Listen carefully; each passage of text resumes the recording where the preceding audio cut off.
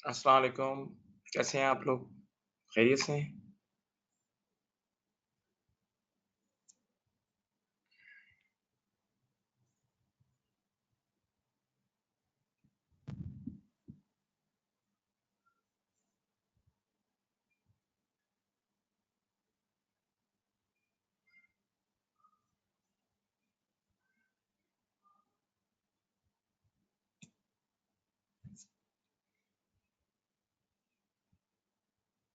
एक second hold on.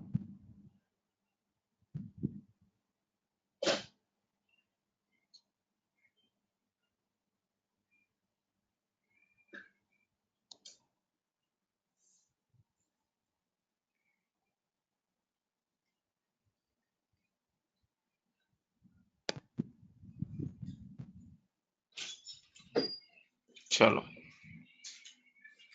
Start करते हैं फिर। वॉइस क्लियर है बेटा, ये बता दे।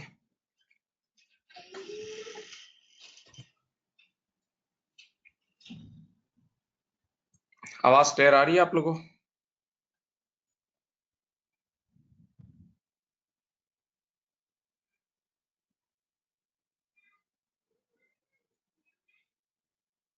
हाँ, एक व्हाट्सएप पे रिप्लाई करके बता दें कि वॉइस क्लियर है। Okay, good.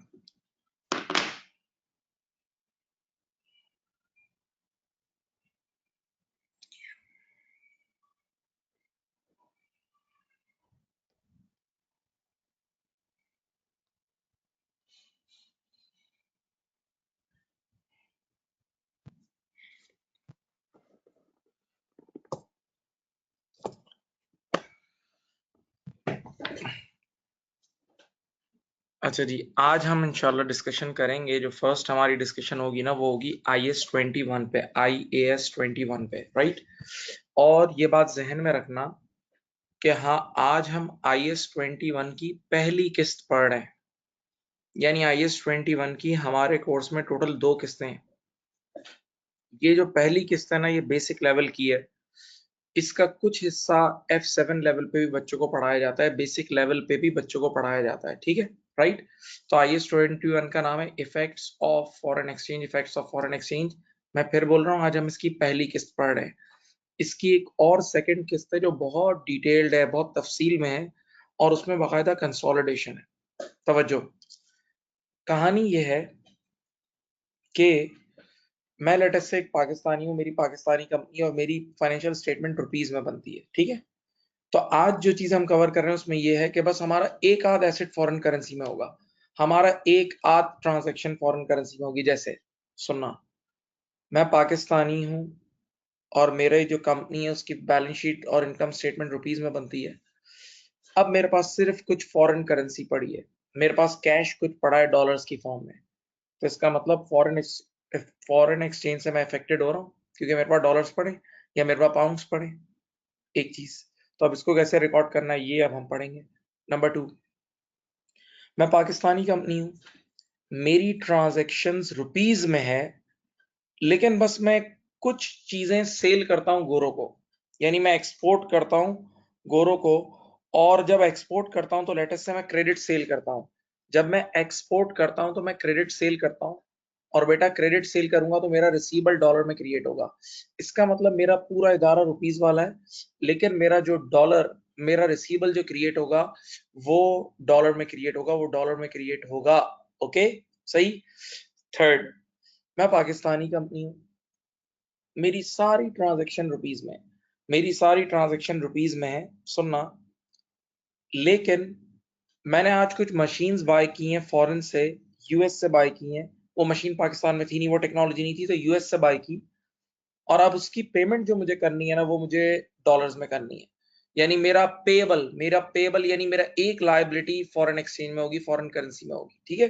तो पूरा इदारा रुपीज वाला है, लेकिन मेरा पेबल किस में होगा, डॉलर्स या पाउंड्स में होगा, ठीक है। ये 2-3 मिसालें दे दी, और मिसाल सुनो। अब यहां से थोड़ी मिसाल देता हूँ, देखो सुनो, इसमें से देता हूँ, ठीक है। फिर अलग से बताऊंगा, अभी बेफिक्र हो जाओ। मेरे कुछ इनटेंजिबल एसेट्स बाहर है, मैंने कोई कॉपीराइट्स किसी को बाहर दे दी है, हूं तो मैं पाकिस्तानी लेकिन मैंने अपने कुछ कॉपीराइट्स बाहर दे दिए, तो वहां से अब जो पेमेंट्स आती हैं वो डॉलर्स में आती हैं। या मेरे कुछ शेयर्स बाहर हैं, यानी मैंने न्यूयॉर्क स्टॉक एक्सचेंज में इन्वेस्ट कर दिया, मैंने न्यूयॉर्क स्टॉक एक्सचेंज में इन्वेस्ट कर दिया, तो पूरी कंपनी आए लेकिन बस मैंने कुछ शेयर्स न्यूयॉर्क स्टॉक एक्सचेंज के खरीदे हुए हैं, ठीक है, राइट। तो आज हम ये किस पढ़ रहे हैं जिसमें सिर्फ कुछ हमारा फॉरेन एक्सचेंज से लिंक होगा, थोड़ा बहुत फॉरेन एक्सचेंज का एक्सपोजर होगा, लेकिन एक और टॉपिक हमने पढ़ना है जो हमारे कोर्स का पार्ट है, और वो क्या है बताऊं, सुनिए। उसमें बाकायदा मैं पाकिस्तान में होऊंगा, मैं पेरेंट कंपनी होगा, और मेरी सब्सिडरी यूएस में होगी, मेरी सब्सिडरी कनाडा में होगी, मेरी सब्सिडरी दुबई में होगी। तो अब ऐसी सूरत हाल में हमें पूरी कंसोलिडेशन करनी होगी, ऐसी सूरत हाल में हमें पूरी कंसोलिडेशन करनी होगी जिसमें पेरेंट कंपनी जो है ना वो रुपीज में होगी, क्योंकि मैं यहाँ हूँ, पेरेंट कंपनी यहाँ है, तो पेरेंट कंपनी पूरी रुपीज में चल रही होगी, जबकि subsidiary company pounds, dollar, dirhams या किसी करेंसी में होगी। तो अब आपको पूरी सब्सिडरी की बुक्स को रुपीज में कन्वर्ट करना होगा, और उसके बाद एडिंग टुगेदर करना होगा। कंसोलिडेशन के जो प्रोसीजर्स हैं वो एक अलग लेवल है, ठीक है, कि आपका पूरी चलता हुआ बिजनेस बाहर है, राइट। तो अभी हम उस पर डिस्कशन नहीं कर रहे, अभी हम पहली किस्त पे बात कर रहे हैं, IS-21 की पहली किस्त पर अभी हम बात कर रहे हैं। हाँ जी, सही। अच्छा जी, तो पहली किस्त में क्या क्या चीजें, अब देखो मैंने एसेट्स को दो हेड्स में डिवाइड कर दिया है, IS-21 ने एसेट्स को दो हेड में डिवाइड कर दिया है। नंबर वन है monetary and number two non monetary. Number one monetary and number two non monetary, यानी यूं समझ लो अपने फॉरेन एसेट्स दो हेड्स में होंगे, या तो मॉनेटरी होंगे या नॉन मॉनेटरी होंगे, या मॉनेटरी होंगे या नॉन मॉनेटरी होंगे। सवाल, सर मॉनेटरी एसेट्स कौन से होते हैं, मॉनेटरी एसेट्स कौन से होते हैं? सुनो भाई, कैश नंबर वन, देखो पहला पॉइंट पढ़ो, cash is a monetary asset, जो भी कैश आपके पास पड़ा है जेब में या बैंक में वो सब मॉनेटरी है, okay. Number two, amount to be received or paid in fixed and determinable amount of money, ये मॉनेटरी एसेट्स और लायबिलिटीज की सेकंड डेफिनेशन है। कैश मॉनेटरी आइटम होती है, ठीक है। Number two, amount to be received, यानी मेरे जितने भी रिसीवेबल्स हैं, मेरे जितने भी रिसीवेबल, यानी मैंने क्रेडिट सेल की तो जो रिसीवेबल क्रिएट हुआ वो receivable is my monetary item, receivable is my monetary item, सही है। तो क्या लिखा है, अमाउंट टू बी रिसीव्ड और paid in fixed and determinable amount of money, तो वो मेरे सारे रिसीवेबल्स और पेएबल्स, मेरे रिसीवेबल्स और पेएबल्स वो सब भी मॉनेटरी आइटम्स हैं, सब भी क्या है, मॉनेटरी आइटम्स हैं, सही। अच्छा, यहाँ पर एक और बात भी है, रिसीवेबल्स, पेएबल्स और एक और बात बोलो, लोन्स। ऑब्वियस सी बात है, मैंने आज यूएस गवर्नमेंट से या यूएस की किसी बैंक से लोन ले लिया, मैंने यूएस की किसी बैंक से लोन ले लिया, तो अब जो लोन मैंने लिया है तो लोन तो फिक्स्ड अमाउंट में रीपे होगा, लोन तो फिक्स्ड अमाउंट में रीपे होगा, फिक्स्ड इंस्टॉलमेंट में रीपे होगा, तो वो भी मॉनेटरी आइटम है, वो भी क्या है, मॉनेटरी आइटम है। तो आंखें खोलो, मॉनेट यानी फॉरेन एसेट्स को हमने दो हेड्स में डिवाइड कर दिया, एक मॉनेटरी एक नॉन मॉनेटरी। मॉनेटरी में क्या है, cash, amount to be received और paid in fixed and determinable amount of money, ठीक है, राइट। अच्छा, नॉन मॉनेटरी पे मैं अभी बात नहीं कर रहा, थोड़ी देर तक बात नहीं कर रहा, पहले मॉनेटरी पढ़ते रहते हैं, आराम आराम से मॉनेटरी पढ़ते हैं, ठीक है, पहले मॉनेटरी पढ़ते हैं। सवाल, सर मॉनेटरी आइटम्स को कैसे ट्रीट करते हैं? स्टार्ट करते हैं, एक सवाल पहले मैं कराता हूँ, फिर आप लोगों को भी चांस दूंगा, आप लोग भी करके देना मुझे, ठीक है। इजी है, कोई मुश्किल नहीं, आराम आराम से समझ जाओगे। पहले मॉनेटरी पे बात कर रहे हैं। अच्छा जी, मॉनेटरी की जो फर्स्ट एग्जांपल मैं डिस्कस कर रहा हूं वो मैं क्रेडिट सेल्स वाली कर रहा हूं। मॉनेटरी की जो फर्स्ट एग्जांपल आपके सामने वो क्रेडिट सेल वाली है, ठीक है, राइट। आप होश में आ जाए बिल्कुल। लेट अस से 1 अक्टूबर 08 को, बेटा बिल्कुल अटेंटिव हो जाए, फिर बोल रहा हूं, अटेंटिव प्लीज।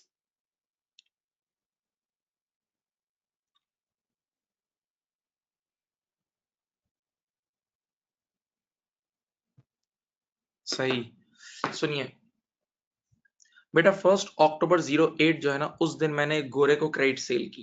1 अक्टूबर 08 को मैंने गोरे को, मैं पाकिस्तानी कंपनी हूं तो मेरी करेंसी रुपीज वाली है, मेरी करेंसी क्या है, रुपीज वाली है। तो 1 अक्टूबर 08 को मैंने गोरे को क्या की, क्रेडिट सेल्स की, $3000 की। देख लो बेटा कितने की, देखो स्क्रीन पे देखो, $3000 की। इस दिन एक्सचेंज रेट था ₹80 पर डॉलर, इस दिन एक्सचेंज रेट था ₹80 पर डॉलर, सही है। अब गोरे ने कहा कि वो मुझे 31 मार्च 09 को यानी 6 महीने बाद पे करेगा। रिपीट, 1 अक्टूबर 08 को क्रेडिट सेल करी घोड़े को, सही है, और $3000 की वो अमाउंट था। और उसने मुझे कहा कि वो 6 महीने बाद पे करेगा, यानी 31 मार्च 09। तो इसका मतलब ये हुआ कि बीच में एक ईयर एंड भी आ रहा होगा। इसका मतलब ये हुआ कि बीच में एक ईयर एंड भी आ रहा होगा, बीच में एक ईयर एंड भी आ रहा होगा। ओके, सही, उसको बोलते हैं रिपोर्टिंग डेट।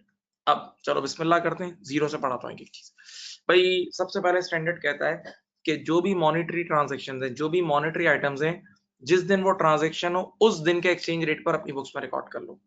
जो भी मॉनेटरी आइटम्स हैं उनको रिकॉर्ड करो अपनी बुक्स में, बिल्कुल करो, और जिस दिन वो ट्रांजैक्शन हुई है उस दिन के एक्सचेंज रेट पे। चलो बिस्मिल्लाह, बताओ 1 अक्टूबर 08 को ट्रांजैक्शन हुई है और कितने हजार डॉलर की हुई है? 3000 डॉलर की। और बेटा इवेंट का नाम है क्रेडिट सेल। इवेंट का नाम क्या है? Credit sale. सही है। बताओ इस दिन एक्सचेंज रेट कितना था? ₹80 पर डॉलर। इस दिन एक्सचेंज रेट था ₹80 पर डॉलर। तो जरा आप 3000 इंटू 80 कर लो। 3000 इंटू मल्टीप्लाई बाय 80 करो तो अपनी पाकिस्तानी करेंसी में 2,40,000 बने। 3000 मल्टीप्लाई बाय 80 पाकिस्तानी करेंसी में बने 2,40,000। ठीक है, देखो एंट्री देखो, एंट्री बनेगी ये देखो, रिसीवेबल डेबिट 240 और सेल्स क्रेडिट 240। रिसीवेबल डेबिट 240 और सेल्स क्रेडिट 240 अपनी करेंसी में हमने इसको बुक कर लिया। ठीक है, तो जिस दिन ट्रांजैक्शन हुई उस दिन के एक्सचेंज रेट पर आपने रिकॉर्ड कर लिया। जिस दिन ट्रांजैक्शन हुई उस दिन के एक्सचेंज रेट पर आपने रिकॉर्ड कर लिया। ठीक है, अब तवज्जो, अब आया बीच में 3 महीने बाद ईयर एंड आया। Year end means reporting date.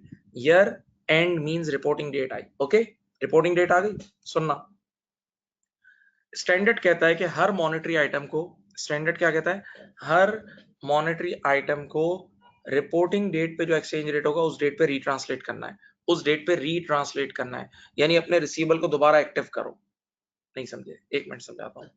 बताओ, जब मैंने सेल की थी उस वक्त रिसीवेबल डॉलर का रेट क्या था? ₹80 पर डॉलर। देखो स्क्रीन पे देखो, जिस दिन सेल की थी उस दिन डॉलर का रेट था ₹80 पर डॉलर। ठीक है, अब बताओ 31 दिसंबर 08 को एक्सचेंज रेट क्या हो गया? ₹85 पर डॉलर। तो बैठे बैठे मेरा रिसीवेबल महंगा हो गया ना। In reality exchange rate change हुआ तो रिसीवेबल महंगा हो गया ना। तो स्टैंडर्ड कहता है इसको फौरन से अपने नए रेट पे ले आओ। स्टैंडर्ड कहता है कि इसे फौरन से अपने नए रेट पे ले आओ, अपने नए रेट पर ले आओ। सही है, रीट्रांसलेट कर लो। तो बच्चे ने फौरन से कहा कि सर इसमें तो कुछ गेन या लॉस अराइज होगा, कुछ एक्सचेंज गेन और लॉस अराइज होगा। जी बिल्कुल होगा, वो डायरेक्टली पीएनएल में चले जाएगा। मॉनेटरी आइटम्स का हमेशा एक्सचेंज गेन और लॉस कहाँ जाता है? पीएनएल में जाता है। चलो करके बताता हूँ। अब बताओ ₹85 के हिसाब से अगर आप मल्टीप्लाई करें 3000 को, 85 multiply by 3000 multiply by 3000। Okay, तो ये हो जाएगा 255,000। ठीक है, तो बैठे बैठे आपका रिसीवेबल 255 का हो गया, 255 का हो गया। पहले आपने इनिशियली 240 का बुक किया था, 240 और 255 में 15,000 का फर्क है। तो आप एंट्री बनाओगे, देखो ये बनाओगे, ये देखें, हाँ ईयर एंड पे बनेगी। 15 का गेन हो गया आपको। रिसीवेबल डेबिट 15 और पीएनएल क्रेडिट 15,000। रिसीवेबल डेबिट 15,000 और पीएनएल क्रेडिट 15,000। रिसीवेबल डेबिट 15,000 और पीएनएल क्रेडिट 15,000। ऐसा ही है? हाँ ठीक। अब बताओ आपका रिसीवेबल 255 पे आ गया। अब देखें 31 मार्च 2009 वो डेट है जिस दिन गोरा हमें पेमेंट करेगा। तो बताओ, गोरा हमें डॉलर्स में पेमेंट करेगा और वो करेगा $3,000 की पेमेंट। तो जब वो $3,000 हमारे पास आएगी तो हम उसी वक्त उसको एक्सचेंज रेट से कन्वर्ट करेंगे पाकिस्तान में। तो पाकिस्तान में उस वक्त रेट क्या चल रहा है बताओ? ₹90 पर डॉलर। क्या चल रहा है? ₹90 पर डॉलर। तो जरा सोचो, 3000 मल्टीप्लाई बाय 90, जो एक्चुअल कैश मेरे पास आएगा वो 2,70,000 आएगा।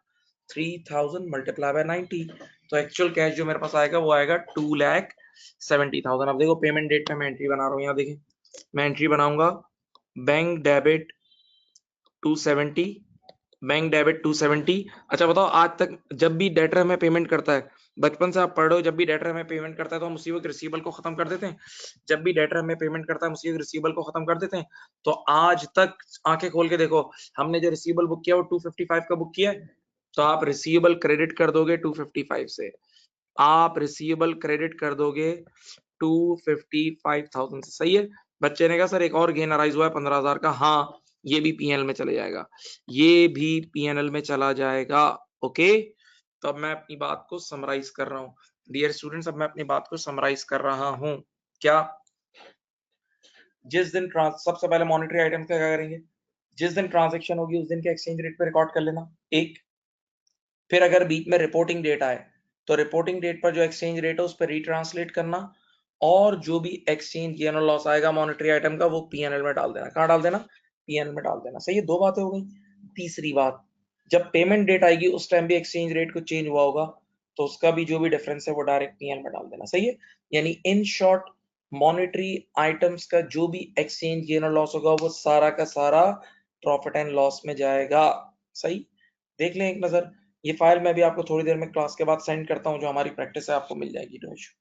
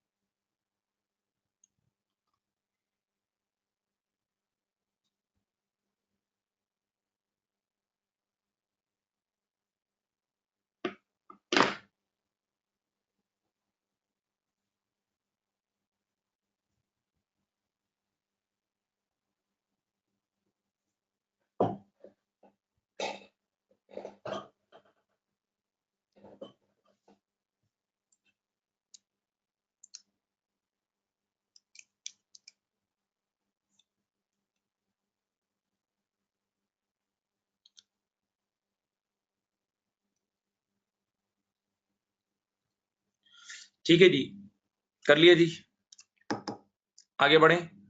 अब देखो, जो पहला सवाल मैंने आपको कराया, बेटा किसी ने कॉपी तो नहीं करना, बता दे।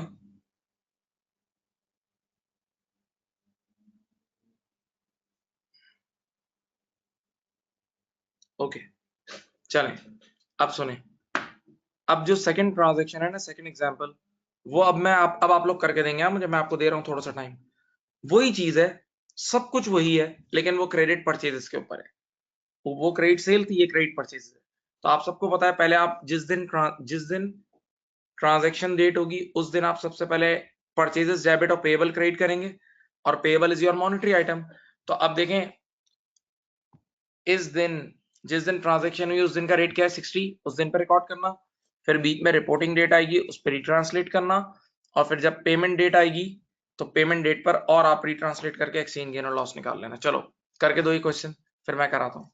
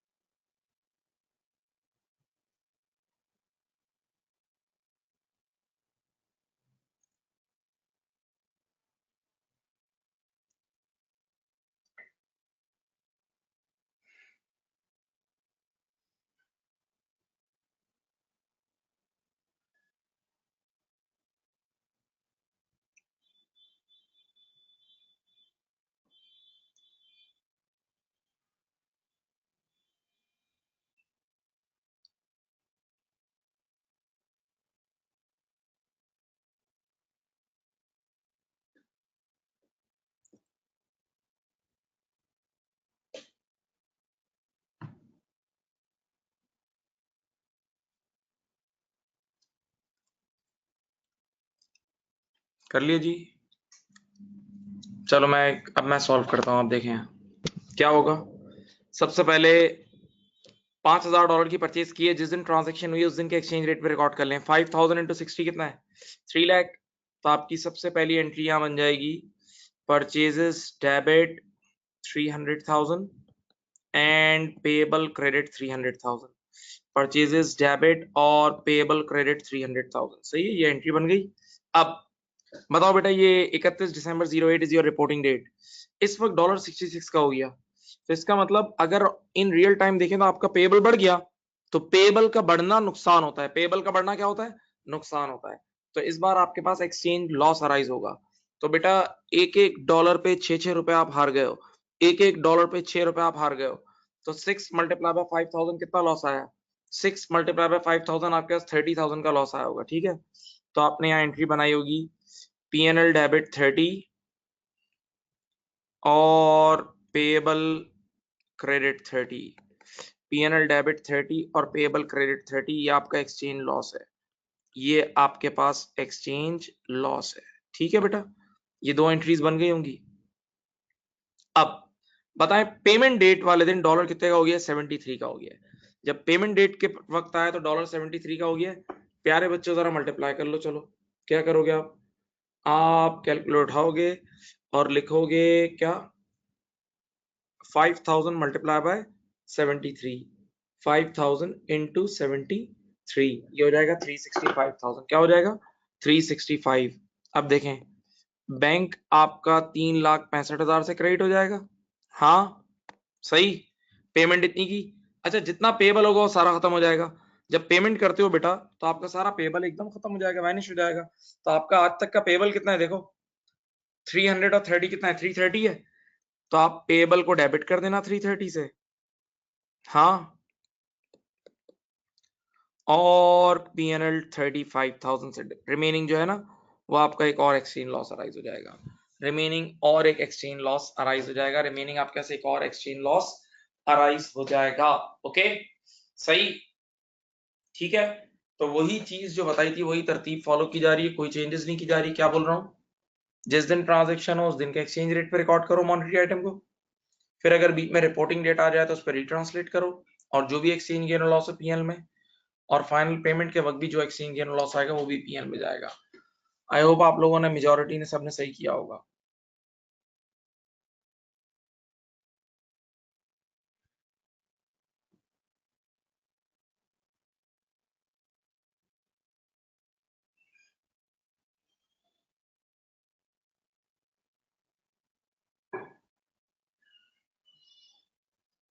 सही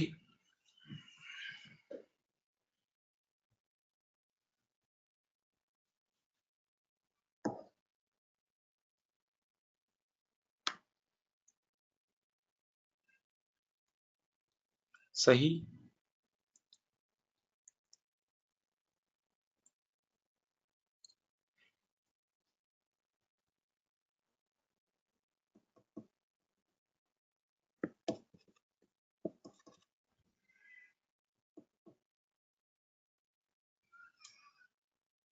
चलो नेक्स्ट, अब क्या है नाउ? अब बड़ा मजेदार चीज है, सुनना। अब काम की चीजें सब डायरेक्टिव हो जाए। बेटा अभी तक क्या हो रहा था कि हम सेल करते थे और कस्टमर एक साथ यानी वन शॉट हमें पेमेंट कर देता था। हम सेल करते थे और कस्टमर एक साथ यानी वन शॉट हमें पेमेंट कर देता था, वन शॉट हमें पेमेंट कर देता था। सही है, ऐसा ही था।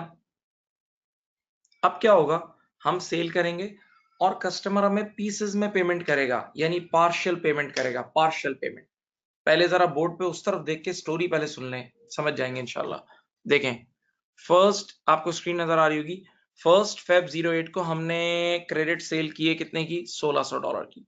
1 Feb 08 को हमने क्रेडिट सेल किए $1,600 की। ठीक है, सुनते रहे। इस $1,600 में से कस्टमर ने 1 सितंबर, यानी ईयर एंड नहीं हुआ, year end is December, year end is December, 1 सितंबर को $1,000 पे कर दिए।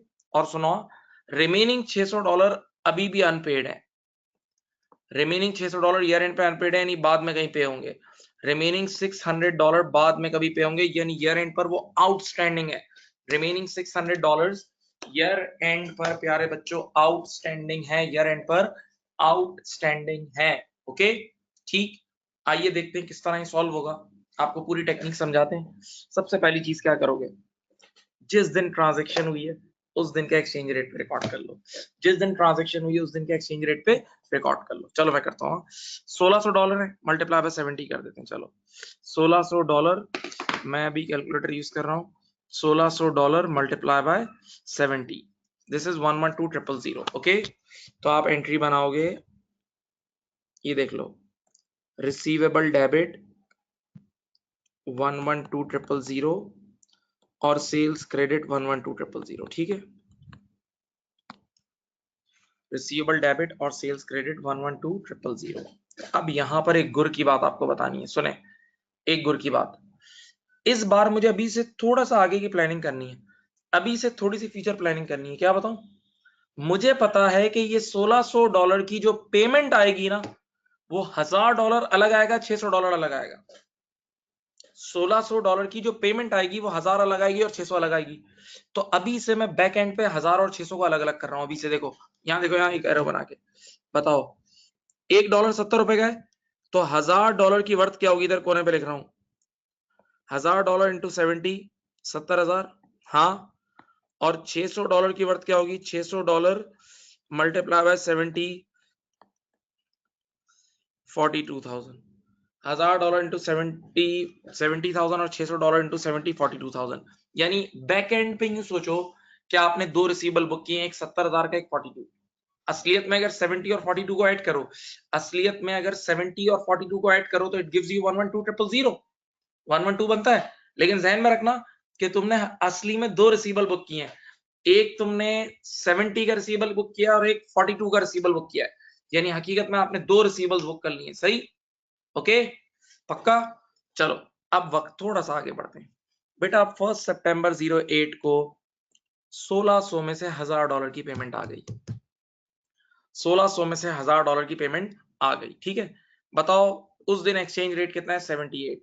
तो जो पैसे आए होंगे वो 78 के हिसाब से आए होंगे। सोचें तो 1000 multiply by 78 is 78,000, 1000 multiply by 78 is 78,000। तो आप एंट्री बनाओगे, ये देखें, बैंक डेबिट 78, हाँ, बैंक डेबिट 78, बैंक डेबिट कर दी। अब बताओ, सोचो बेटा, अब यही असल चीज है।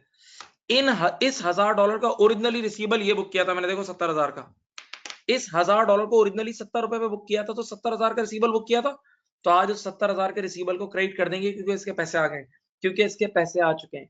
तो देखो ये करेंगे, रिसीवेबल, यहां देख लें, रिसीवेबल 70, रिसीवेबल 70,000 से क्रेडिट, हाँ, और आपके पास कुछ एक्सचेंज गेन आ जाएगा 8,000 रुपए का। इस ट्रांजैक्शन पे आपके पास 8,000 का एक्सचेंज गेन आ जाएगा। इस ट्रांजैक्शन पे आपके पास 8,000 का एक्सचेंज गेन आ जाएगा। सही है, तो एंट्री बन जाएगी बैंक डेबिट 78, पीएनएल क्रेडिट और रिसीवेबल क्रेडिट 70। सही, क्यों 70 से क्यों क्रेडिट करा, क्योंकि इस $1000 का ओरिजिनली मैंने 70 के रेट पे बुक किया था, नहीं 70,000 है। ठीक है, ये ट्रांजैक्शन हो गई।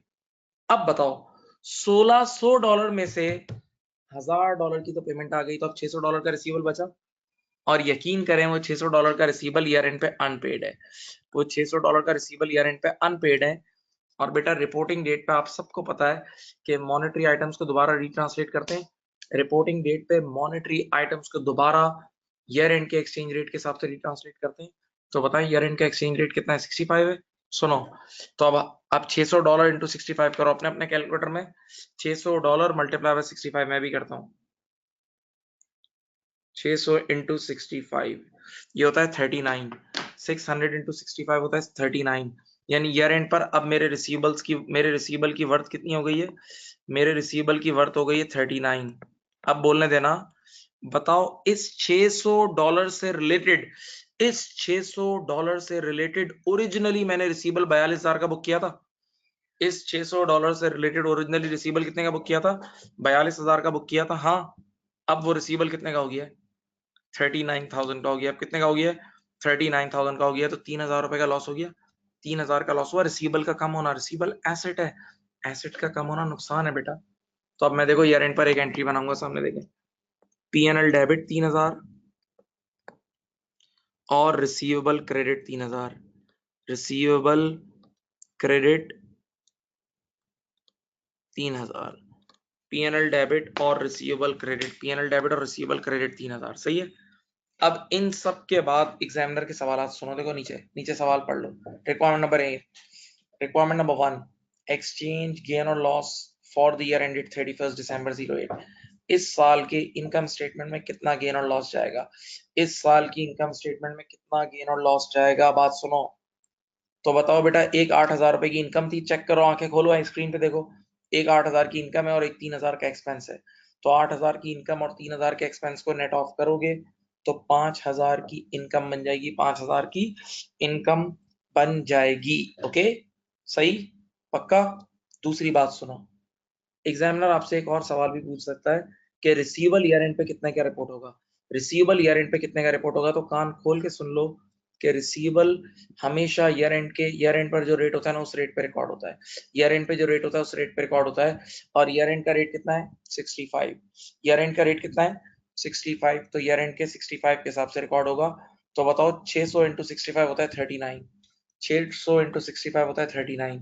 यानी इस वाली रिक्वायरमेंट का आंसर है 39,000। सही है। तो मॉनेटरी आइटम्स हमेशा ईयर एंड पे रिट्रांसलेट होती हैं। तो ईयर एंड पर जो रेट होगा उसी हिसाब से रिसीवेबल शो कर देंगे। ठीक है, मैं 1 मिनट के लिए खामोश हूँ, आप देख लें आराम से।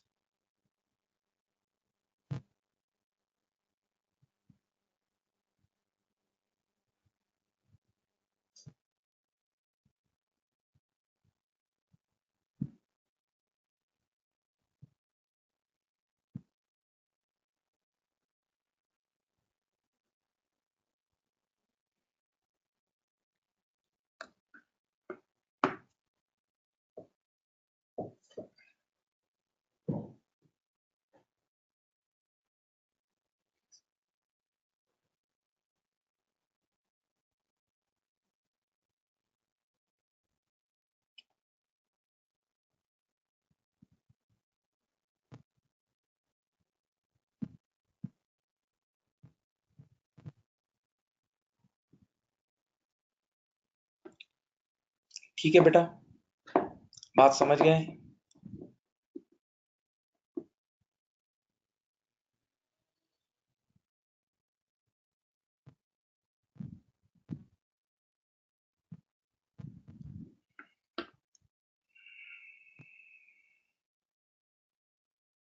बात समझ गए सर जी? हाँ, बता दें रिप्लाई में।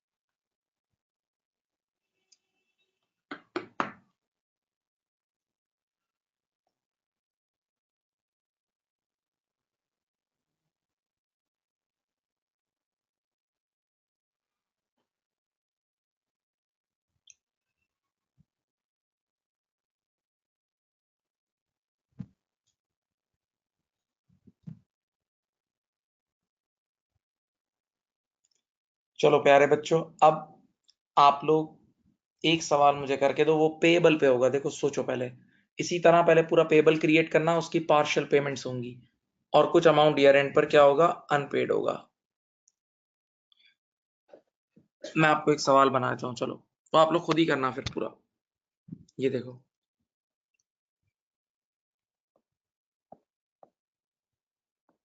करो ये।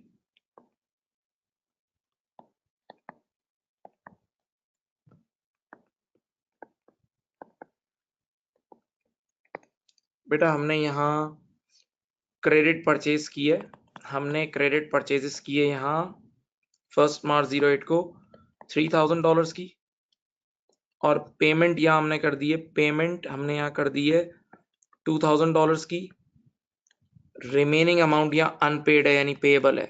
ओके, इस दिन का एक्सचेंज रेट था ₹60 पर डॉलर, यहाँ हो गया ₹58 पर डॉलर और यहाँ हो गया ₹65 पर डॉलर। ओके सही, चलें बेटा स्टार्ट करें,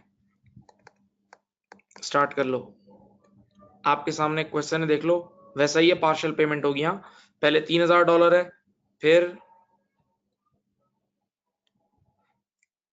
$2000 की पेमेंट आई है, एंड देन ईयर एंड पर अनपेड है $1000। बेटा तीनों एंट्रीज बना के दें, चलें।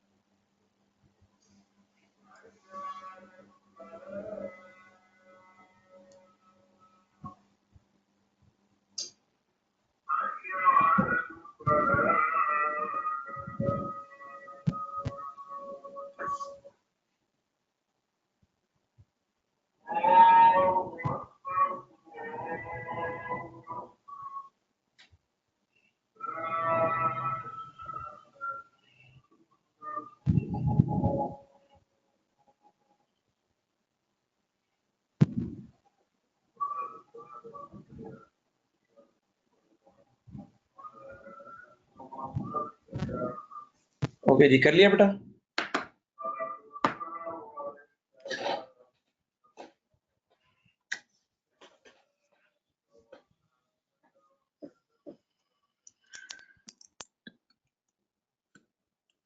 कर लिया। इनिशियली आपने 3000 को 3000 इंटू 60 180 का बुक किया होगा, ठीक है, जिसमें से 120 और 60 का ब्रेकअप कर लिया होगा, राइट।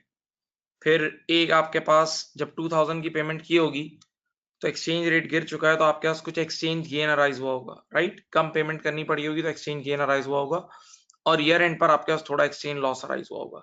ईयर एंड पर कुछ एक्सचेंज लॉस अराइज हुआ होगा आपके पास, राइट। ओके चलो, अब अगेन हम मॉनेटरी आइटम्स पर ही हैं। मजे की बात सुने, अगेन हम मॉनेटरी आइटम्स पर ही हैं, और ये जो चीज मैं पढ़ा रहा हूँ ये एसबीआर के पास पेपर में भी, यानी P2 के पास पेपर में भी आ चुका है, और ICW के पास पेपर में भी आ चुका है। तो जरा बी वेरी केयरफुल, इस पे जरा होश में रहना, सही है। अब क्या है कि मैं पाकिस्तानी हूँ, मेरी करेंसी पाकिस्तानी है, और मैंने फॉरेन कंट्री से कोई लोन लिया हुआ है डॉलर्स में। मैं पाकिस्तानी हूँ, मेरी करेंसी पाकिस्तानी है, और मैंने फॉरेन कंट्री से कोई लोन लिया हुआ है, किसमें, डॉलर्स में, ठीक है। अब सुनो, आप देखें तो loan is a monetary item, क्योंकि लोन में आपको अमाउंट टू बी रिसीव्ड और paid in fixed and determinable amount of money होता है, राइट। तो loan is a monetary item, loan is a monetary item. Okay चलो देखो, loan taken on 1108, loan taken on 1108, कितने का लोन लिया है, $2000 का लोन हमने लिया है, $2000 का, ठीक है। इफेक्टिव इंटरेस्ट देखो, आंखें खोलो। अच्छा अब देखो, वैसे मैं अभी एक आईएएस आप लोगों को मैंने नहीं पढ़ाया, बहुत तफसील से पढ़ाऊंगा, that is financial instrument, that is financial instrument, ठीक है। लेकिन तवज्जो, अभी जो है ना, मैं आपको याद दिला दूं, याद दहानी करा दूं, एक होता था इफेक्टिव इंटरेस्ट रेट, जिसके थ्रू आप एक्सपेंस बुक करते थे, इंटरेस्ट एक्सपेंस बुक करते थे, याद करो F7 लेवल पे इफेक्टिव रेट के थ्रू इंटरेस्ट एक्सपेंस बुक करते थे, और कूपन रेट के थ्रू पे करते थे। लेकिन ये वो जो सवाल मैंने दिया है इसमें दोनों सेम ही है, इफेक्टिव इंटरेस्ट रेट और कूपन रेट एक ही है, यानी इंटरेस्ट एक्सपेंस और पेड एक ही नंबर आ रहा होगा, ठीक है। अब लिखा हुआ है interest is paid on the last day of every year, हर साल के आखिरी दिन हम इंटरेस्ट पे करेंगे, हर साल के आखिरी दिन इंटरेस्ट पे करेंगे, ठीक है। अब बेटा आपके पास एक्सचेंज रेट देखें 1108 यानी साल के पहले दिन जिस दिन लोन लिया था उस दिन एक्सचेंज रेट है ₹80 पर डॉलर। फिर 31/12/08 यानी ईयर एंड पर एक्सचेंज रेट कितना है ₹85 पर डॉलर। और आपके पास एवरेज एक्सचेंज रेट कितना है ₹82 पर dollar. Your average exchange rate is ₹82 पर dollar. Your average exchange rate is ₹82 पर डॉलर। ओके सही, ऐसा ही है। अब रिक्वायरमेंट में मांग रहे हैं financial statement extract for the year ended 31st December 08, financial statement extract for the year ended 31st December 08।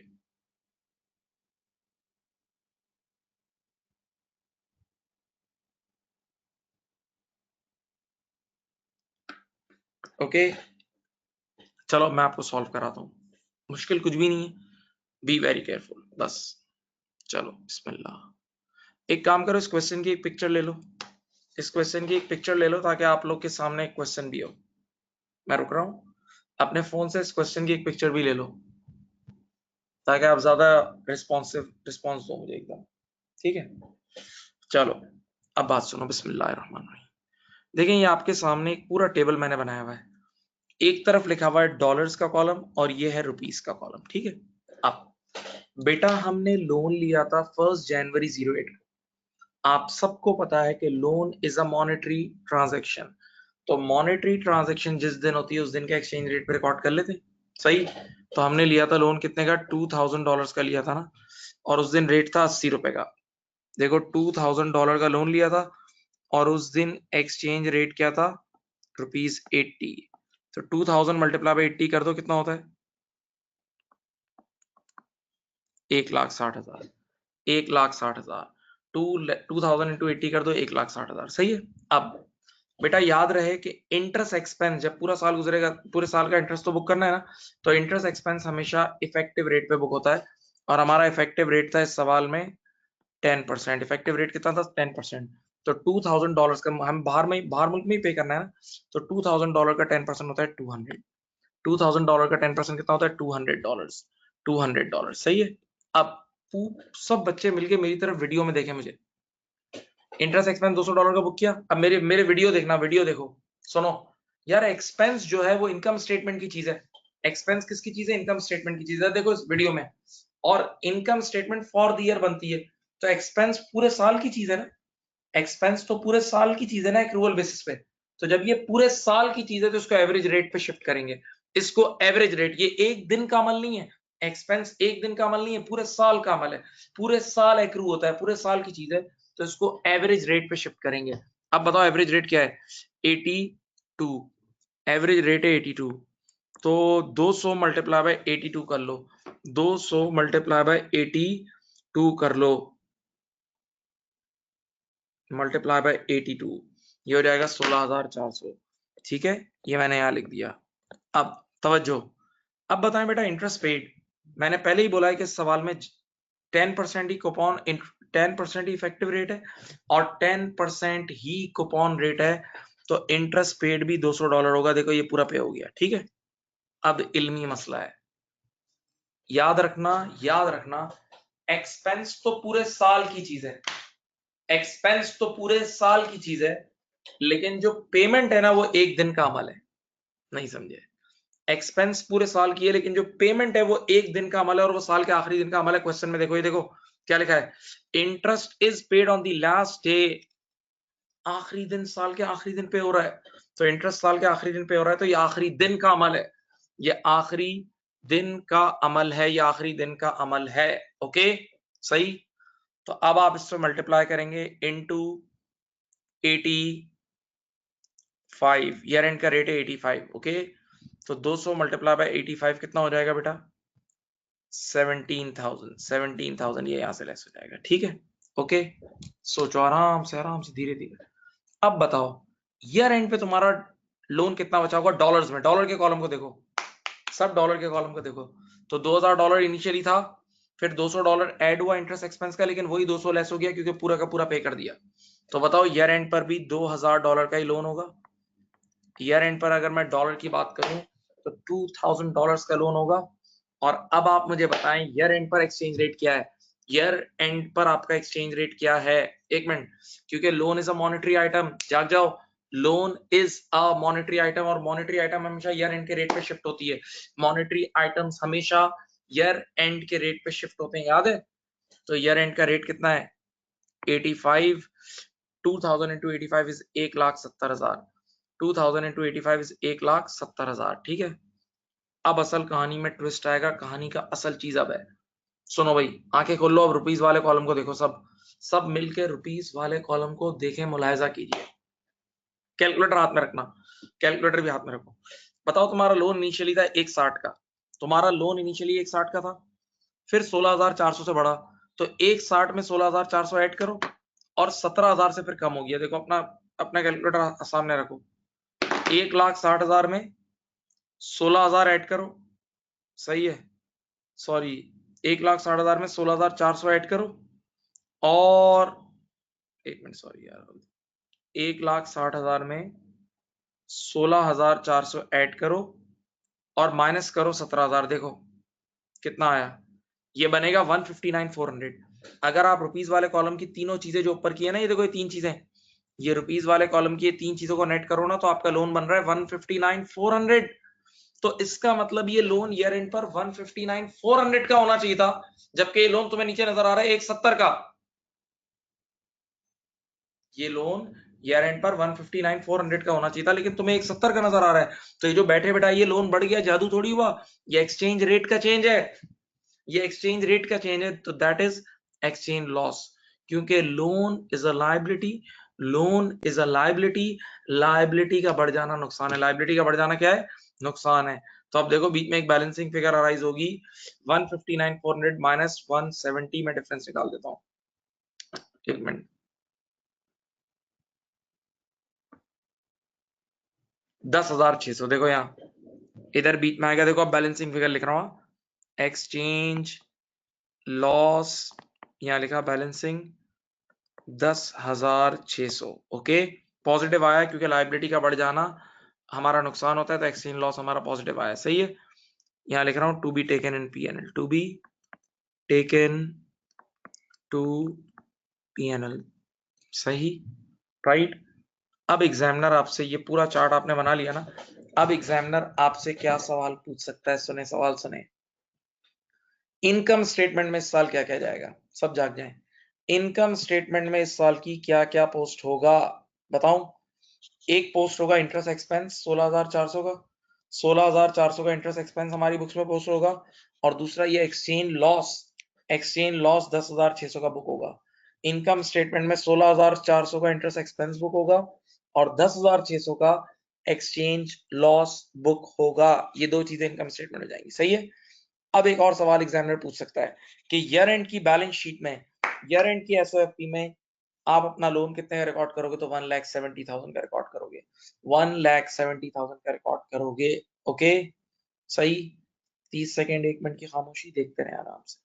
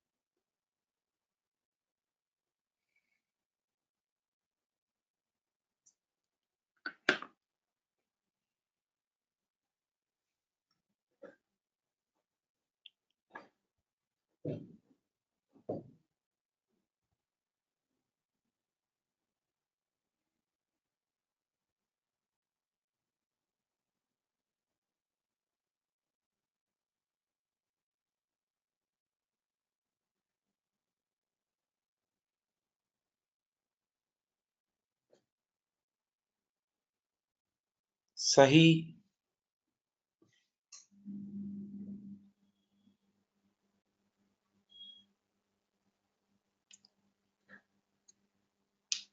ठीक है,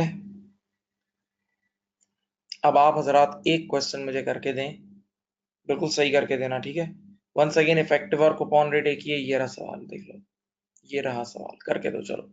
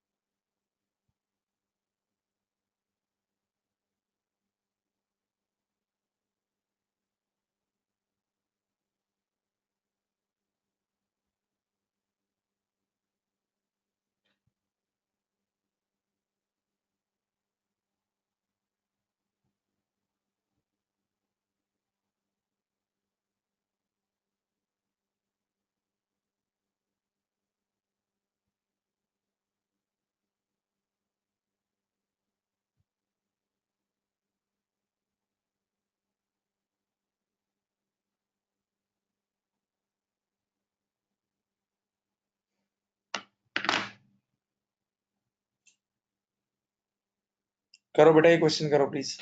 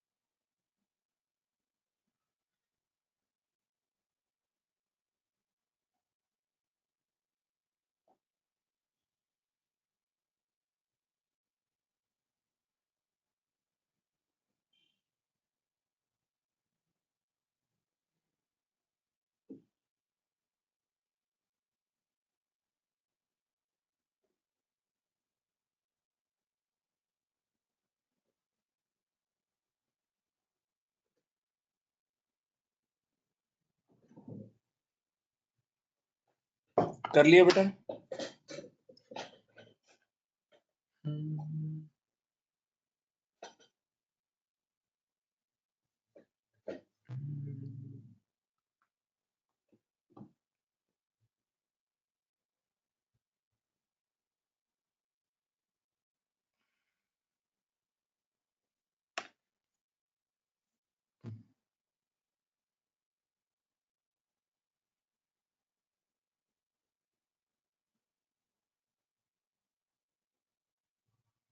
किसी का आंसर आया है 614440 एक्सचेंज गेन, चेक करें आप लोगों क्या आंसर आया है। 614440 एक्सचेंज गेन किसी का है?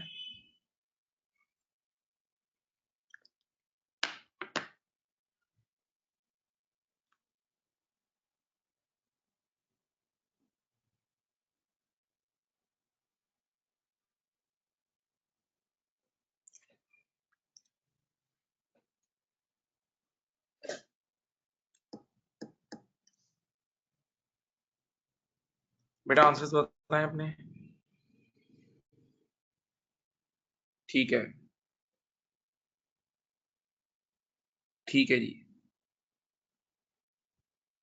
614440 एक्सचेंज गेन, एक्सचेंज गेन 61440 आ रहा होगा।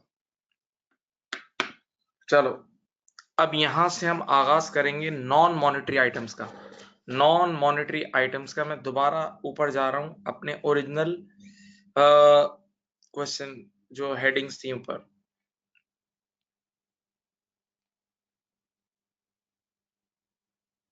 ये रही, चलो अब देखें, मैंने कहा था ना फॉरेन एसेट्स को हमने दो हेड्स में डिवाइड कर दिया, एक मॉनेटरी और एक नॉन मॉनेटरी, एक मॉनेटरी और एक नॉन मॉनेटरी, मॉनेटरी एंड दूसरा नॉन मॉनेटरी, सही है।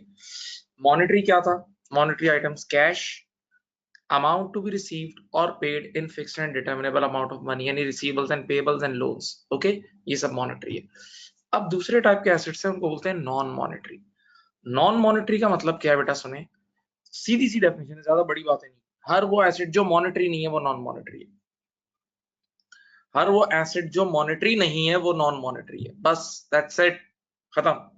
हर वो एसेट जो मॉनेटरी नहीं है वो नॉन मॉनेटरी है, यानी जो मॉनेटरी की डेफिनेशन को मीट नहीं कर रहा वो नॉन मॉनेटरी है। Examples, number 1, property plant and equipment. बेटा सुनो, अगर मेरे पास एक बिल्डिंग है, या मेरे पास एक गाड़ी है, या मेरे पास कुछ फर्नीचर है, ये सब IS 16 में आते हैं नॉर्मली, तो क्या प्रॉपर्टी प्लांट, ये प्रॉपर्टी प्लांट एंड इक्विपमेंट क्या कैश है? कैश तो नहीं है। और अगर मेरे पास एक गाड़ी है, तो क्या मेरे पास कोई contractual right to receive cash है? नहीं। तो मेरा कोई रिसीवेबल भी नहीं है, तो नॉन मॉनेटरी है, ठीक है। अब सर ये नॉन मॉनेटरी एसेट बाहर मुल्क में हो सकते हैं? बिल्कुल। फॉर इंस्टेंस बेटा, हमारी एक ब्रांच है, हमारी फॉरेन कंट्री में एक ब्रांच है, और उस ब्रांच के पास जो बिल्डिंग होगी वो खुद यूज कर रही है, तो अगर बिल्डिंग को आप खुद यूज करो तो उस पर IS 16 अप्लाई होता है, ठीक है। तो अब हमारा एक फॉरेन एसेट हो गया IS 16 वाला, ठीक है। Second example, intangibles, intangible assets. Intangible assets भी नॉन मॉनेटरी होते हैं, क्योंकि उसमें भी कोई कैश नहीं होता, वो कोई कैश नहीं होते, ना कोई वो रिसीवेबल पेएबल होते हैं, ठीक है। जैसे गुडविल इंटेंजिबल है, आपका कॉपीराइट्स इंटेंजिबल्स हैं, सही, सॉफ्टवेयर इंटेंजिबल हैं। देन इन्वेस्टमेंट प्रॉपर्टी, मैंने आप लोगों को एक IS अभी पढ़ाया नहीं है, उस IS का नाम है IS 40 investment property. IS 40 investment property, गौर से सुने, वो IS नहीं पढ़ाया, लेकिन आप लोग को बहुत जल्द पढ़ाऊंगा, अगली एक आध क्लास में पढ़ा दूंगा। और उस IS की थीम ये होती है कि इन्वेस्टमेंट प्रॉपर्टीज वो प्रॉपर्टीज होती हैं जो हम रेंटल अर्न करने की नीयत से लेते हैं, ठीक है। तो अगर ऐसी कोई प्रॉपर्टी है तो वो भी हमारी नॉन मॉनेटरी है। Inventory, inventory is also non monetary asset. क्यों भाई? अगर मेरे पास आज इन्वेंट्री पड़ी है तो inventory is not a cash, और अगर मेरे पास इन्वेंट्री पड़ी है तो मेरे पास कोई contractual right to receive cash भी नहीं है। हाँ, हाँ, जिस दिन इन्वेंट्री बिक जाएगी, जिस दिन इन्वेंट्री बिक जाएगी वो रिसीवेबल में कन्वर्ट हो जाएगी, वो मेरा मॉनेटरी आइटम है, ठीक है। इसी तरह शेयर्स, बेटा मेरे पास न्यूयॉर्क स्टॉक एक्सचेंज में जाके मैंने शेयर्स खरीद लिए, तो बताओ क्या शेयर्स मॉनेटरी आइटम है? हरगिज नहीं, क्योंकि शेयर्स कैश भी नहीं होता, प्लस शेयर्स से कुछ फिक्स मिलता भी नहीं है। ना शेयर्स कैश होता है, ना शेयर्स से कुछ फिक्स मिलता है, ओके। अब सवाल यह है कि नॉन मॉनेटरी एसेट्स अगर हमारे फॉरेन करेंसी में है, नॉन मॉनेटरी एसेट्स अगर हमारे फॉरेन करेंसी में है, तो उनका ट्रीटमेंट क्या है? तो उनका ट्रीटमेंट क्या है? आइए आपकी खिदमत में उनका ट्रीटमेंट पेश करते हैं। आइए आपकी खिदमत में उनका ट्रीटमेंट पेश करते हैं। चलें, बिस्मिल्लाह।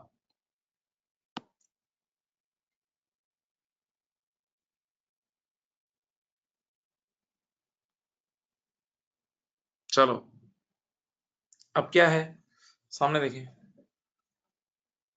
नॉन मॉनेटरी एसेट्स, मैंने एग्जांपल लिए प्रॉपर्टी प्लांट एंड इक्विपमेंट की। Simple, property plant and equipment से समझना बहुत आसान है। बेटा मैं पाकिस्तान में हूँ, एग्जांपल सुने आप, मैं पाकिस्तान में हूँ, मेरी जो फाइनेंशियल स्टेटमेंट है रुपीज में बनती है, लेकिन मेरी एक ब्रांच जो है वो US में है, ठीक है। तो उस ब्रांच के पास जो बिल्डिंग है वो ओन्ड है और अपने यूज में है, तो अगर वो एसेट जो हम अपने यूज में लाते हैं उन पे IS 16 अप्लाई होता है, ठीक है। तो अब मेरी बाहर मुल्क में एक प्रॉपर्टी है, और ये नॉन मॉनेटरी एसेट होता है, property plant and equipment is non monetary, ठीक है। अब बेटा पहली चीज आंखें खोल के पढ़ लो, तुमने बचपन में थोड़ी सी तो अकाउंटिंग पढ़ी होगी।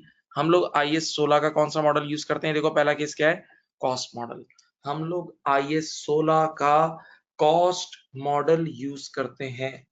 हम लोग IS 16 का क्या यूज करते हैं? कॉस्ट मॉडल, ठीक है। अब कॉस्ट मॉडल के क्या अहकामात हैं सुने। जिस दिन आप एसेट बाय करोगे, फॉर इंस्टेंस बेटा हम लोगों ने एसेट कब बाय किया, देखें यहाँ, देखें सामने, देखें। हमने एसेट बाय किया 1 जनवरी 08 को, हमने एसेट बाय किया 1 जनवरी 08 को, ठीक है। अब मेरी तरफ देखें, जिस दिन आप एसेट बाय करोगे, उस दिन बाहर मुल्क में आपने एसेट बाय किया, उस दिन जो भी एक्सचेंज रेट चल रहा होगा ना, उस रेट पर अपने मुल्क में बस शिफ्ट कर देना, खत्म। जिस दिन आप एसेट बाय करोगे, उस दिन जो भी एक्सचेंज रेट चल रहा होगा, उस एक्सचेंज रेट पर उस एसेट को अपनी बुक्स में शिफ्ट कर देना। जैसे $4000 का एसेट लिया है और उस दिन एक्सचेंज रेट है ₹100 पर डॉलर, $4,000 का एसेट लिया, उस दिन एक्सचेंज रेट है ₹100 पर डॉलर, तो 4,000 मल्टीप्लाई बाय 100 करो, 4,000 मल्टीप्लाई बाय 100 करो, ये आपके पास हो जाएगा 4 लाख। तो देखो आपने चुपचाप कॉस्ट को कन्वर्ट कर लिया अपनी करेंसी में 4 लाख, ठीक है, अपनी बुक्स में आ गए, रुपीज में आ गया। हाँ, एक बार अपने पास शिफ्ट कर लिया ना, अब सुकून देखना कितना सुकून कितना है, अब सुकून देखें। अब चुपचाप अपने पाकिस्तान में इसको डेप्रिशिएट करो पाकिस्तानी करेंसी में। इसकी लाइफ कितनी है? 10 इयर्स, और बेटा कोई स्क्रैप वैल्यू नहीं है तो जीरो एज्यूम होती है। तो 4 lakh divide by 10 will give you 40,000। 4 lakh divide by 10 will give you 40,000, सही है। तो 4 लाख में से अगर आप 40,000 लेस करें तो आपके पास एनबीवी आ जाएगी 3,60,000 की, ये पहले साल के एंड पे, पहले साल के एंड पे 360 की एनबीवी आ गई। अब कुछ भी नहीं करना, सही है, पाकिस्तानी बुक्स बिल्कुल सही है। अब बताओ सेकंड ईयर भी आपकी डेप्रिसिएशन वही रहेगी, यानी कोई डेप्रिसिएशन में चेंज नहीं आएगा, बस क्योंकि एक बार उस हिस्टोरिक रेट पे जब आपने एसेट को बाय किया था उस दिन के रेट पर बस अपने मुल्क में शिफ्ट कर दें। जिस दिन आपने एसेट को बाय किया था उस दिन के रेट पर अपने एसेट को अपनी बुक्स में शिफ्ट कर दें बस, और उसके बाद नॉर्मल डेप्रिशिएट करते रहें। तो बेटा इसके अगले साल की डेप्रिसिएशन भी स्ट्रेट लाइन है ना, तो हर साल सेम होती है। तो नेक्स्ट ईयर की डेप्रिसिएशन भी आएगी आपके पास 40, ठीक है बेटा। अब सुनो, 4 लाख माइनस 40 बताओ, इस दिन 31 दिसंबर 09 को आपके पास एनबीवी आ गई 3,20,000 की, 3,20,000 की। अब मैं एक एडिशनल चीज इसमें करवा देता हूँ, सुनो। लेट अस से 31 दिसंबर 09 के एंड पर आपने एसेट को बेच दिया, आपने एसेट को क्या कर दिया, बेच दिया। अब सोचो एसेट बाहर मुल्क में है, 31 दिसंबर 09 को आपने एसेट बेच दिया, तो एसेट तो फॉरेन कंट्री में, तो आपने एसेट को बेचा भी फॉरेन करेंसी में ही होगा। जब एसेट फॉरेन कंट्री में है तो आपने उसको बेचा भी फॉरेन करेंसी में ही होगा। हाँ, तो $2,000 में बिका, देखो स्क्रीन देखो, तो बस उस दिन जो एक्सचेंज रेट चल रहा है ना, जिस दिन बिका उस दिन के एक्सचेंज रेट पे अपनी बुक्स में शिफ्ट कर लें, अपनी बुक्स में उस प्रोसीड को शिफ्ट करें और नॉर्मल IAS 16 अप्लाई करें। ये देखें मैंने यहाँ लिखा प्रोसीड्स, ये देखो प्रोसीड्स कितनी आई, 2000 इंटू 120 करो, 2000 इंटू 120 मेरे ख्याल से 220, तो 220 में बिका, पाकिस्तान के हिसाब से 220 में बिका। अब बताओ बचपन वाली बात है, बिकने वाले दिन एनबीवी कितनी थी, आंखें खोल लो, बिकने वाले दिन एनबीवी थी 320, बिकने वाले दिन एनबीवी कितनी थी 320, और ये बिका कितने में, 220 में। तो आपके पास लॉस ऑन डिस्पोजल हुआ, आपके पास लॉस ऑन डिस्पोजल हुआ कितने का, 100,000 का। आपके पास लॉस ऑन डिस्पोजल हो गया 100,000 का, सही। आपके पास लॉस ऑन डिस्पोजल हुआ 100,000 का, ओके, सही, ऐसा ही है।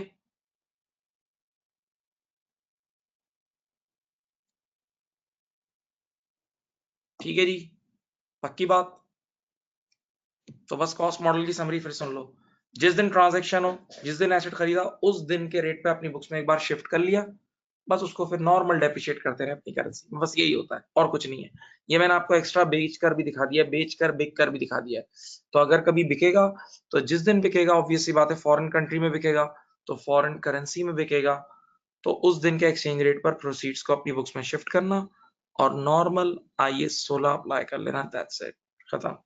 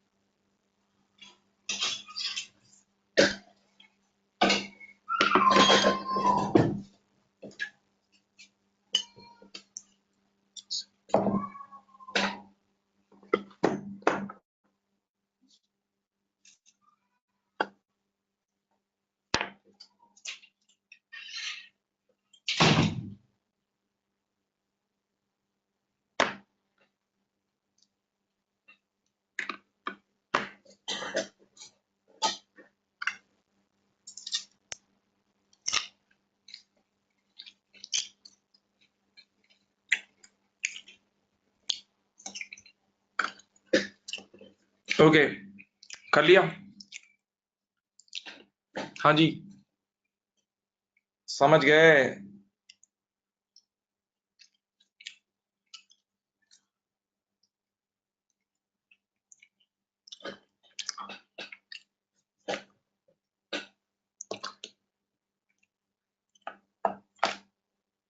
Now the next question is revaluation model.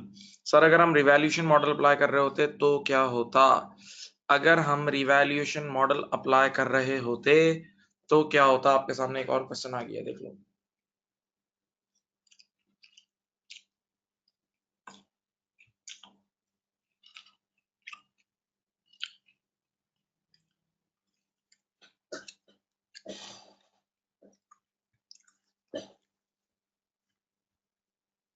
चलो जी, अब बात सुनिए। स्टोरी ये है बच्चों, इधर देखें। रिवैल्यूएशन मॉडल में भी पहला काम वही है। देखो 1 जनवरी 08 को, नजर आ रहा है बेटा?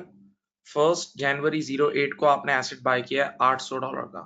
1 जनवरी 08 को आपने एसेट बाय किया $800 का, ओके। और उस दिन एक्सचेंज रेट है ₹80 पर डॉलर। तो जिस दिन एसेट खरीद रहे हो उस दिन के एक्सचेंज रेट पर अपनी बुक्स में शिफ्ट कर लो। जिस दिन एसेट बाय कर रहे हो उस दिन के एक्सचेंज रेट पर अपनी बुक्स में क्या कर लो? शिफ्ट कर लो। तो 800 मल्टीप्लाई बाय 80 कर लो। 800 मल्टीप्लाई बाय 80 होता है 6,40,000। सही है? तो बेटा देखो इसकी कॉस्ट आ गई, कॉस्ट आ गई ₹640। ओके बेटा, यही है 640। अब बताओ, लेट अस से मैं कह रहा हूं लाइफ है 20 इयर्स। लाइफ कितनी है? 20 इयर्स। मैं कह रहा हूं लाइफ इसकी है 20 इयर्स। सही है? अब नॉर्मल डेप्रिशिएट करो, एक बार अपनी बुक्स में ले, आप नॉर्मल डेप्रिशिएट करो। चलो करते हैं। 640 डिवाइडेड बाय 32।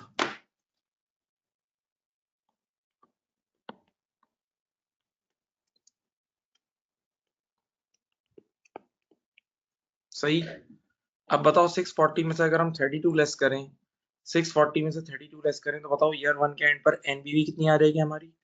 एनबीवी गालिबन आएगी 640 माइनस 32 होता है 608 जी, 608। तो अपनी करेंसी में 608 की एनबीवी आ गई। हाँ, अब जरा गौर से सुने। अब मॉडल कौन सा है? Revaluation model. कौन सा मॉडल है? Revaluation model.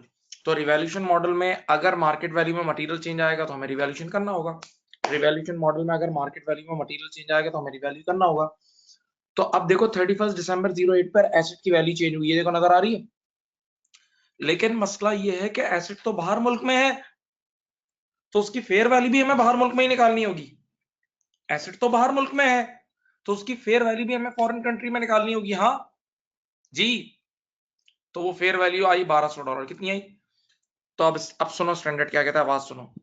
कि जिस दिन आप रिवैल्यूएशन कर रहे हो उस दिन फेयर वैल्यू फॉरेन कंट्री में जाके निकालो तो वो फॉरेन करेंसी में निकलेगी।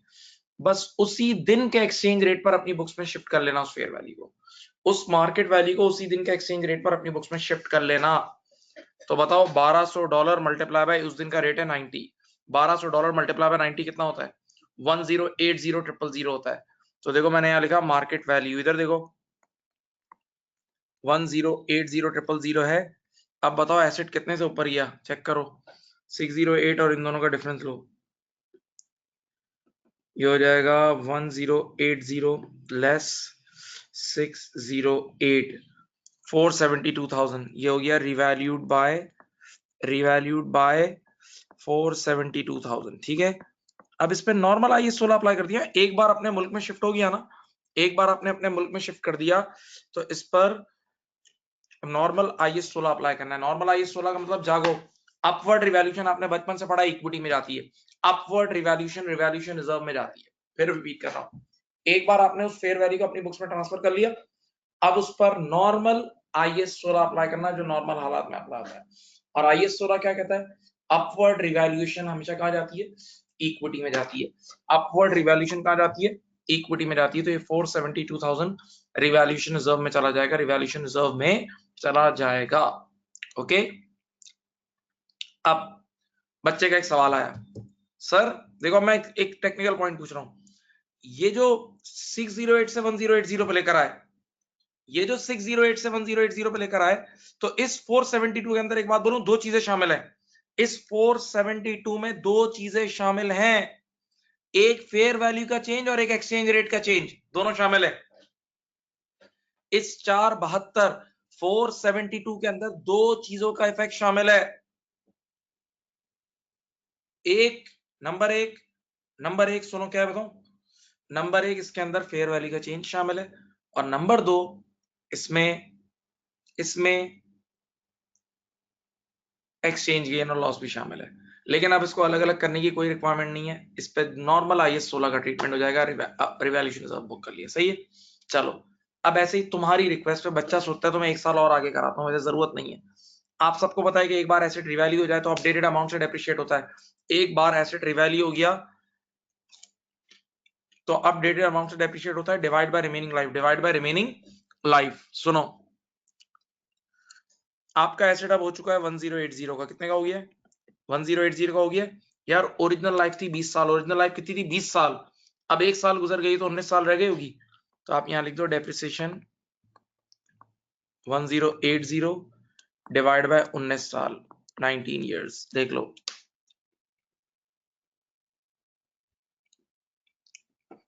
1080,000 डिवाइडेड बाय 19 इयर्स कितना आया? 56842। 56842, ये देख लो 56842। अब बताएं इसकी एनबीवी क्या आ रही है? बताओ, 1080 का हो गया था, अब देखो एनबीवी कितनी आएगी? 1080 1023158 1023158, ये इसकी एनबीवी है। ठीक है, अब अगली आखिरी बात सुन लो। चलो एक्स्ट्रा एक और बात सुनो। सर, बच्चे ने कहा सर एक मिनट, अगर बाद में रिवैल्यू हो तो नॉर्मल IAS 16 फिर बताओ 31 दिसंबर 09 को ये फिर रिवैल्यू हुआ, 31 दिसंबर 09 को इसकी फेयर वैल्यू फिर चेंज हुई, ये देखो, और कितनी हो गई? $700। 31 दिसंबर 09 को इसकी फेयर वैल्यू फिर चेंज हुई और ये हो गई कितनी? $700। ठीक है, तो वही प्रोसीजर पूरा अप्लाई होगा। जिस दिन रिवैल्यू कर रहे हो, ऑब्वियस सी बात है बाहर मुल्क में रिवैल्यू कर रहे हो, तो उस दिन के एक्सचेंज रेट पे अपनी बुक्स में शिफ्ट कर लो और अपनी बुक्स में फिर नॉर्मल IAS 16 अप्लाई करें, खत्म। Normal IAS 16। तो बताओ 700 इंटू 80 कितना होता है? 700 इंटू 80 होता है 5,60,000। सही है, 5,60,000। बताओ एसेट नीचे आ गया ना, कितने से नीचे आया? 1023518 माइनस 5,60,000, 463,158 devalued by 463,158 463,158। एक मिनट मेरी बात सुने। अब आइए 16 अगर तुम्हें थोड़ा सा भी याद हो तो वो सुन लो। यार केस क्या था? पहले अपवर्ड हुआ फिर डाउनवर्ड, पहले अपवर्ड होने के बाद क्या हुआ? डाउनवर्ड। पहले पिछले साल अपवर्ड हुआ था, 472 से अपवर्ड हुआ था, और इस बार 463 से डाउनवर्ड हो गया। सही है, ये केस अगर आपको याद हो तो मैं बताऊं, अगर कभी भी अपवर्ड के बाद डाउनवर्ड होता है ना, तो सबसे पहले जो रिजर्व पड़ा होता है उसको खत्म करते हैं, सबसे पहले जो रिवैल्यूएशन रिजर्व पड़ा होता है वो खत्म करते हैं, और अगर वो पूरा खत्म हो जाए रिवैल्यूएशन रिजर्व तो फिर पीएनएल में एक्सपेंस बुक कर लेते हैं। सही, तो आप देखें इस बार आपका सिर्फ डाउनवर्ड 463 से हुआ है, जबकि आपके पास पुराना रिजर्व कितना पड़ा हुआ है? 472 का पड़ा है ना। तो देखो सारा का सारा रिजर्व से ही कैंसिल होगा, यानी इस साल आपकी ये एंट्री बनेगी। देखो इस साल की एंट्री देख लो, रिवैल्यूएशन रिजर्व यानी OCI डेबिट 463,158 और property plant and equipment credit 463,158 revaluation reserve debit और property plant and equipment credit. Okay, सही। तो ये था बेटा रिवैल्यूएशन रिजर्व, ये रिवैल्यूएशन मॉडल था। कौन सा मॉडल था? Revaluation model. मैं अब रिवैल्यूएशन मॉडल की एक बार समरी फिर बोल दूं। समरी ये होगी, जिस दिन खरीदोगे उस दिन के एक्सचेंज रेट पर अपनी बुक्स में रिकॉर्ड कर लेना, फिर डेप्रिशिएट करना नॉर्मल अपने मुल्क में, फिर जब बाद में रिवैल्यूएशन कर रहे हो तो मार्केट वैल्यू बाहर मुल्क में निकलेगी, जिस दिन मार्केट वैल्यू निकलेगी उस दिन के एक्सचेंज रेट पे अपनी बुक्स में शिफ्ट कर लेना। सही, और अपनी बुक्स में एक बार शिफ्ट कर लिया तो आप नॉर्मल IAS 16 अप्लाई करें जैसा आप करते थे हमेशा से, बस दैट्स इट।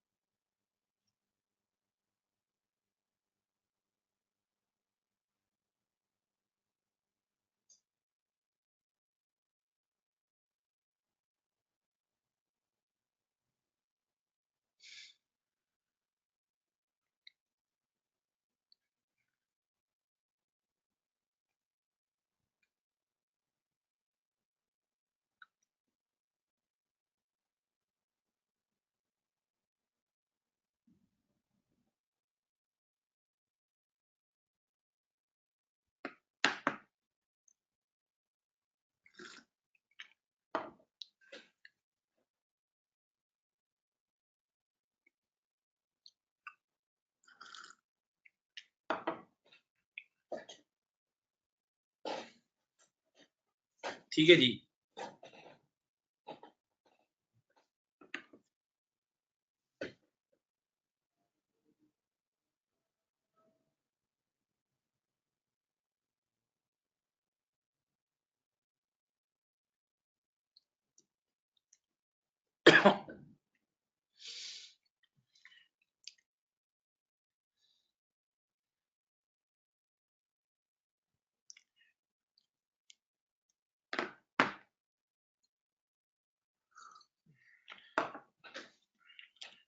ठीक है जी।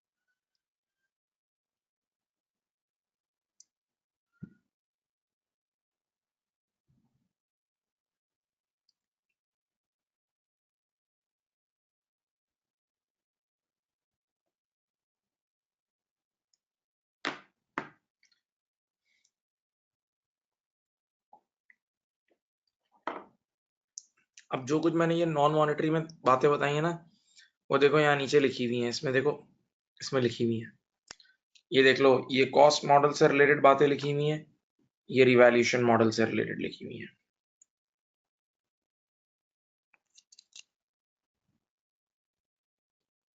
देख लो बेटा।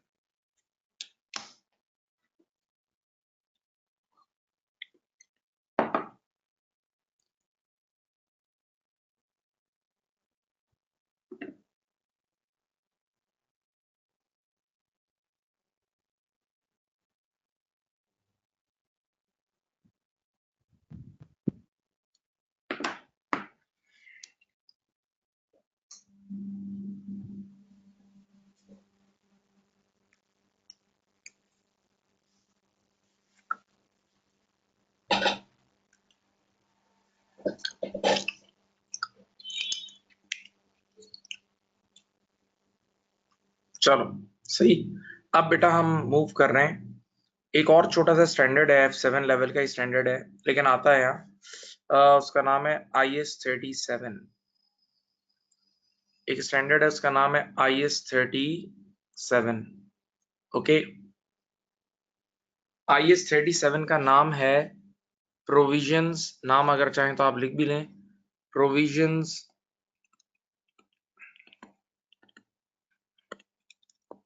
contingent liabilities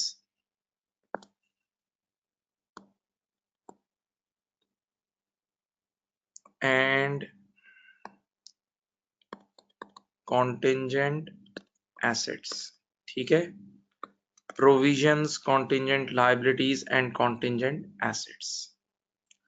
IS-37 का नाम है provisions, contingent liabilities and contingent assets. सही सुने, अभी काफी सारी थियोरेटिकल बातें ही करूंगा, पहले स्टार्ट करते हैं।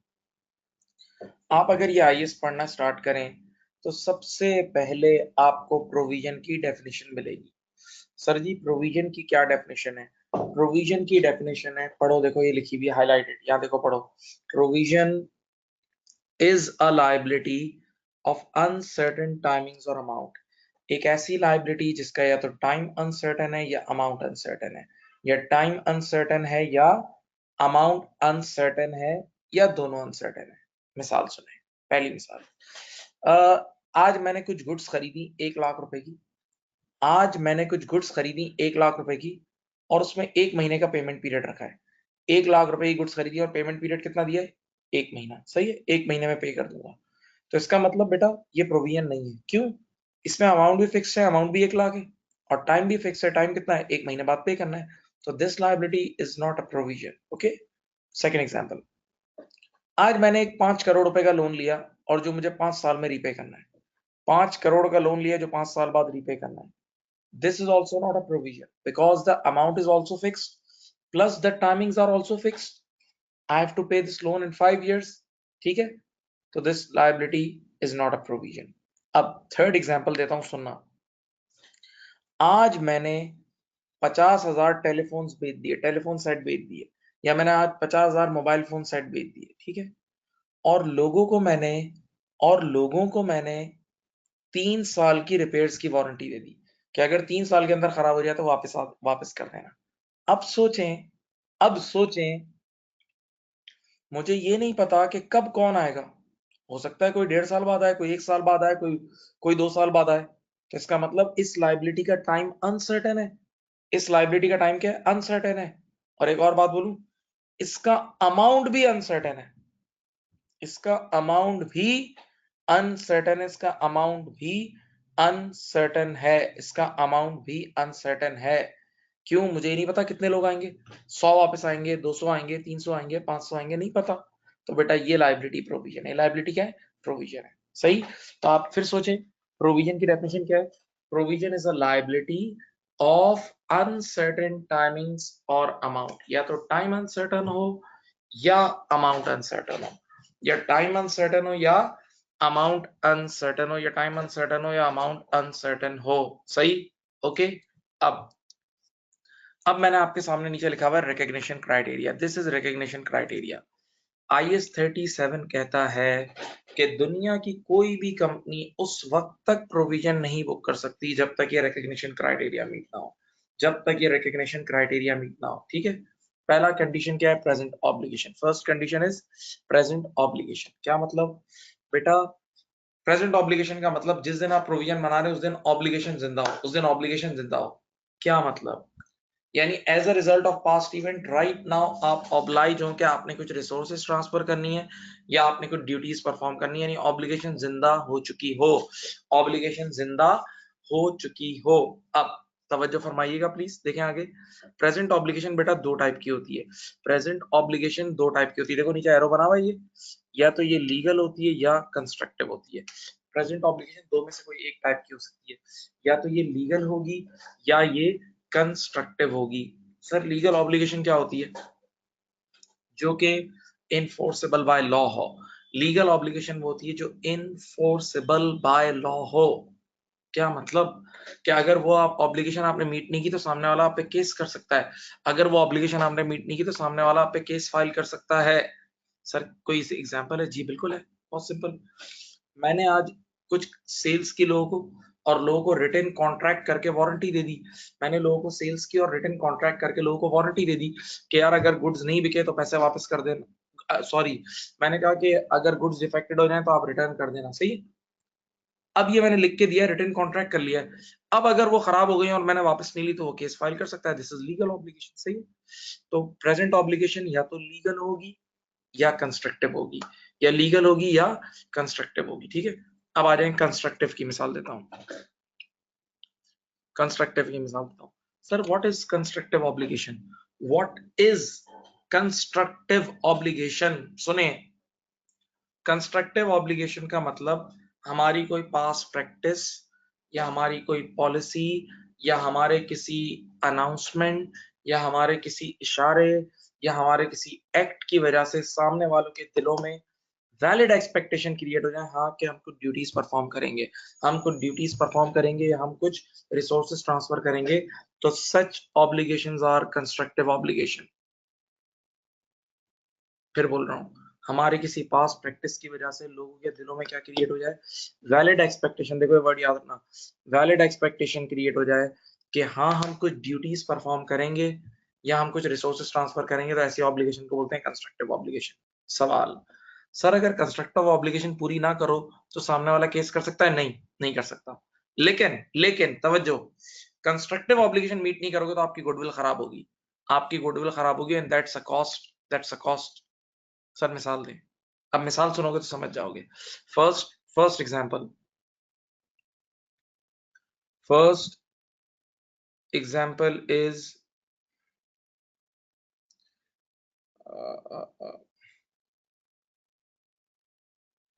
मैं यार एक 5 मिनट का इसमें ब्रेक दे रहा हूं। एक शायद वहां सऊदिया में नमाज टाइम है और मगरिब की नमाज का टाइम है, वो डेफिनेटली बाद में नमाज पढ़ी वो कजा हो जाएगी। तो मैं एक छोटा सा बस 5 मिनट का ब्रेक दे रहा हूँ। सही है, 5 मिनट का ब्रेक दे रहा हूँ। 5 मिनट हम रुक रहे हैं, ठीक है। उसके बाद स्टार्ट करते हैं।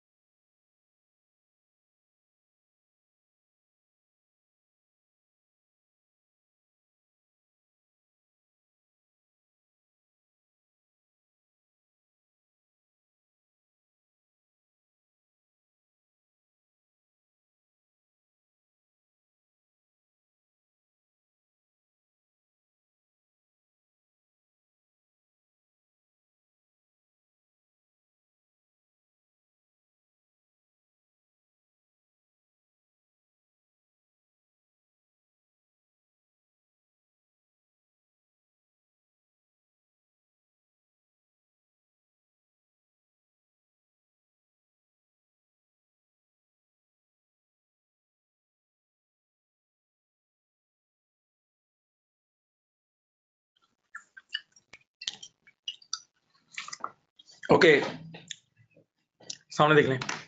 तो बेटा कंस्ट्रक्टिव ऑब्लिगेशन वो ऑब्लिगेशन है कि जो हमारी पास्ट प्रैक्टिस या हमारी किसी अनाउंसमेंट की वजह से क्रिएट हो और लोगों के दिनों में वैलिड एक्सपेक्टेशन क्रिएट हो जाए। मिसाल सुनो, example number 1 is revision class. एक टीचर है जो 10 साल से पढ़ा रहे हैं और 10 साल में जब भी वो कोर्स कंप्लीट, जितनी बार उन्होंने पढ़ाया, 10 साल में कितनी बार पढ़ाया होगा, जब भी कोर्स कंप्लीट कराया तो सारे स्टूडेंट्स को बुलाते हैं एक हॉल में और पूरा कोर्स उनको सुना देते हैं। सही है, पूरा कोर्स उनको सुना देते हैं, पूरा कोर्स उनको सुना देते हैं, जब भी आते पूरा कोर्स उनको सुना देते हैं। ठीक है, यानी जब भी कोर्स एंड होता है तो बुला के पूरा कोर्स रिवाइज करा दें। अब 10 साल से ये काम कर रहे हैं, ठीक है, तो ये पूरे शहर में मशहूर हो गई ये बात। आज 11वें साल कुछ बच्चे एडमिशन लेने आए, तो जो बच्चे 11th ईयर पे एडमिशन लेने आएंगे, तो बच्चा जब एडमिशन लेने आता है तो बच्चे का लीगल कॉन्ट्रैक्ट इंस्टीट्यूट के साथ सिर्फ कोर्स कंप्लीशन का होता है। बच्चे का लीगल कॉन्ट्रैक्ट इंस्टीट्यूट के साथ सिर्फ कोर्स कंप्लीशन का होता है। ठीक है, लेकिन उन बच्चों ने इस टीचर का 10 साल का फीडबैक सुना हुआ है, 10 साल की बातें सुनी हुई है, तो बच्चों के दिलों में क्या क्रिएट हो जाती है? Valid expectation. क्या क्रिएट हो जाती है? वैलिड एक्सपेक्टेशन क्रिएट हो जाती है कि इस बार वो कराएगा। तो अब ये रिवीजन क्लासेस लीगल ऑब्लिगेशन नहीं है, कंस्ट्रक्टिव ऑब्लिगेशन है। अब अगर इस टीचर ने एंड में नहीं कराई, गुडविल खराब होगी। अब अगर इस टीचर ने एंड में नहीं कराई तो गुडविल खराब होगी, फॉर श्योर खराब होगी। ओके, सही। एक और मिसाल देता हूँ, वारंटी। ये एक सच्चा किस्सा है, ये दुनिया में हुआ है। वारंटी क्या है बेटा? एक कंपनी थी, यूएस में थी गालिबन, और वो स्प्लिट यूनिट्स या एसी और फ्रिज वगैरह मैन्युफैक्चर करके बेचती थी। ठीक है, अब वो फ्रिज और एसी के जो कंप्रेसर होता है ना, कंप्रेसर, उसकी 5 साल की वारंटी देती थी, लिख के रिटर्न 5 साल की वारंटी देती थी कि अगर 5 साल के अंदर खराब हो गया तो चेंज करा लो, अगर 5 साल के अंदर खराब हो गया तो चेंज करा लो कंप्रेसर। सही है, लेकिन इतनी अच्छी कंपनी थी कि कोई 5 साल बाद आता था, 5.5 साल पे आता था तो भी कर देती थी चेंज, 6 साल पे आता था कर देती थी, 6.5 पे आता था कर देती थी, 6.25 साल पे आता था कर देती थी, यहां तक के 7 साल तक करके देती थी। और ये काम बहुत बार किया उन्होंने, यानी लिख के देती थी 5 साल, लेकिन रिप्लेस करके देती थी 7 साल तक। तो अब एक बात बोलूं, 5 साल लीगल ऑब्लिगेशन और बाकी 2 साल कंस्ट्रक्टिव, क्योंकि पूरे शहर में मशहूर हो गया। हाँ, तो एक बार वैलिड एक्सपेक्टेशन क्रिएट हो गई तो काम करना पड़ेगा। मैं अपने छोटे बच्चों को कई बार जब छोटे पेपर्स में ये मिसाल देता हूं, एक एग्जांपल मैं यहां लिख रहा हूं, ईदी, एदी नहीं है, ईदी है, ईदी। सुने, जो रमजान ईद नहीं होती, रमजान वाली ईद हमारी, उसमें बच्चों को ईदी देते हैं ना, तो आपने देखा होगा अक्सर खानदान में एक बड़ा सेठ होता है, हर खानदान में एक चौधरी होता है जो हर बच्चे को 5-5 हजार या बड़े अमाउंट की ईदी देता है, सही है, और वो पिछले 10 सालों से दे रहा है सेठ साहब। अब जब 10 साल से दे रहा है तो बच्चों के दिलों में वैलिड एक्सपेक्टेशन क्रिएट हो गई होगी।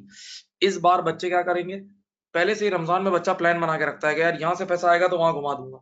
हाँ, यानी बल्कि बच्चे रमजान में ही लोन ले लेते हैं कि फला अंकल से ईदी आएगी तो मैं, अब अगर इस बार उस सेठ ने 10 साल बाद 10 साल तक दी और इस साल नहीं दी उसने, खुदा ना खास्ता उसके हालात खराब हो गए, उसने नहीं दी, तो अब जो उसके साथ होगा वो हम क्लास में बता नहीं सकते, उसके लिए जो बातें होंगी, क्योंकि उसने क्या क्रिएट कर दी है, वैलिड एक्सपेक्टेशन। क्या क्रिएट कर दी है, वैलिड एक्सपेक्टेशन, याद रखना इस बात को, सही। तो बेटा जो पहली कंडीशन है वो क्या है, present obligation.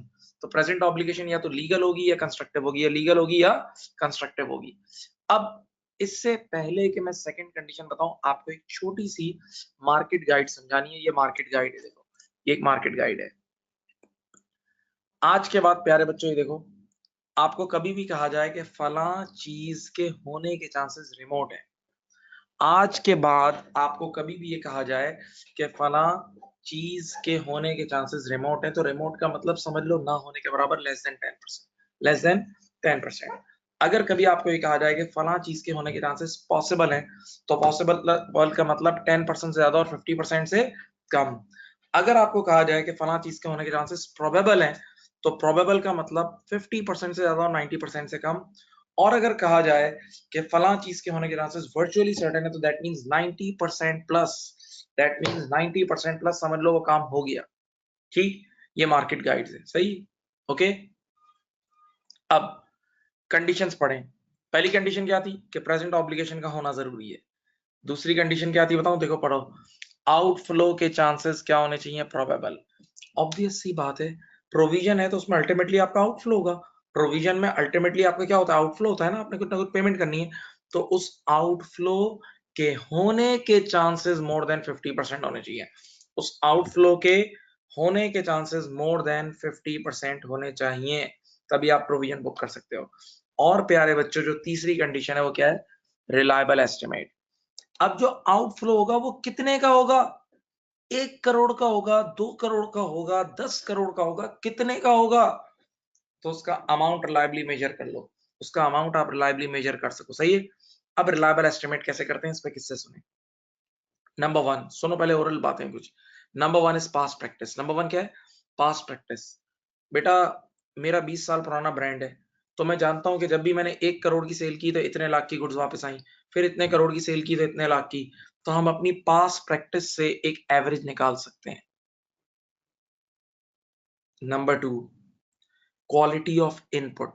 Quality of input, अगर मैंने बहुत आला क्वालिटी का इनपुट किया हुआ होगा तो रिजेक्शन के चांसेस कम होंगे। बहुत आला क्वालिटी का मटेरियल अगर मैंने यूज किया होगा तो फिर रिजेक्शन के चांसेस कम होंगे। और मैंने बहुत बेकार क्वालिटी की प्रोडक्ट बना के मार्केट में बेची है तो रिजेक्शन के चांसेस ज्यादा होंगे। ठीक है, ये 2 बातें हो गई। अब तीसरी बात क्या बताऊं, स्टैटिस्टिकल टूल्स, जो सबसे अहम है, जो स्टैंडर्ड में लिखी हुई है। Reliable estimate through statistical tools भी होता है, reliable estimate through statistical tools भी होता है। देखो पहली दूसरी बात, और स्टैटिस्टिकल टूल्स। अब for statistical tools normally there are 2 techniques. Statistical tools में 2 टेक्निक्स हैं, 2 टेक्निक्स हैं। नंबर 1 एक्सपेक्टेड वैल्यू एनालिसिस, और दूसरी है मोस्ट लाइकली आउटकम। अब ये एग्जाम में आती है, ये एसबीआर में भी आती है और P2 में भी आती है और आईसीडब्ल्यू के पास पेपर में भी आती है टेक्निक्स। तो बेटा स्टैटिस्टिकल टूल्स का मतलब मैं शॉर्टकट में बताऊं, प्रोबेबिलिटी एनालिसिस। बचपन में प्यारे बच्चों आप लोगों ने प्रोबेबिलिटी एनालिसिस के नाम से चीजें पढ़ी होंगी ना, ये वो चीज है। तो पहला टेक्निक है एक्सपेक्टेड वैल्यू एनालिसिस, ईवीए, शायद F5 के पेपर में भी पढ़ी है आपने, और दूसरा है मोस्ट लाइकली आउटकम। सही, समझाता हूं इन दोनों में क्या फर्क है। पहले मैं ईवीए को समझा देता हूं आपको, पहले प्रैक्टिकली समझाता हूं, सुनो यार। मैंने इस बार 20,000 यूनिट्स मार्केट में बेच दिए। मैं एक्सपेक्टेड वैल्यू एनालिसिस आपको समझा रहा हूं। मैंने इस बार 20,000 यूनिट्स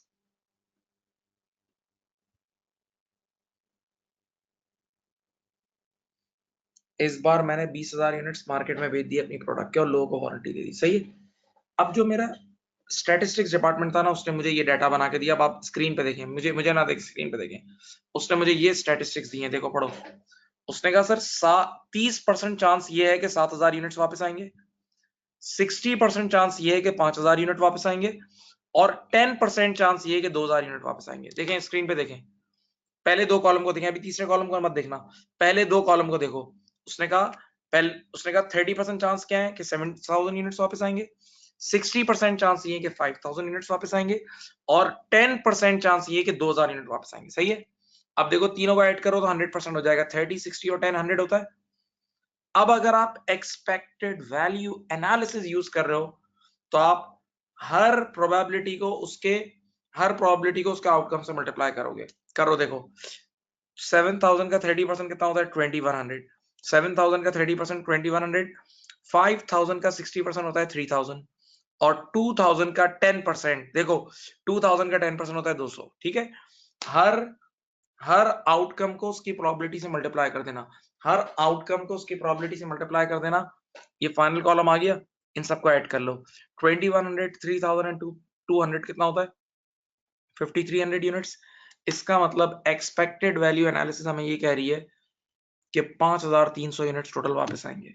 और बताओ, लेटस से एक यूनिट की रिपेयर कॉस्ट है $20। एक यूनिट्स की रिपेयर कॉस्ट कितनी है? $20। तो आप 5,300 इंटू 20 करोगे तो आपके पास आ जाएगा 106,000, 106,000, 106,000। ओके, हाँ सही। ये वाला काम जो अभी आपके सामने स्क्रीन पे हुआ है, this is EVA. EVA means expected value analysis, expected value analysis. Okay, सही।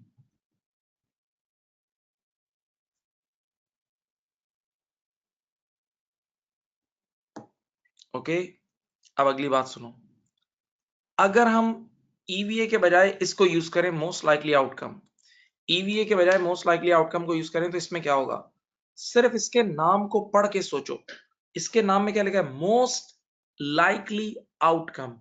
मोस्ट लाइकली आउटकम यानी उस आउटकम को पिक करो जिसके लाइकलीहुड सबसे ज्यादा हो, जिसके चांसेस सबसे ज्यादा हो, जिसकी प्रोबेबिलिटी सबसे ज्यादा हो। तो देखो, इन तीनों में सबसे ज्यादा चांसेस किसके हैं? 60% के है ना। ये देखो, इन तीनों में सबसे बड़ी परसेंटेज किसकी है? 60% है ना।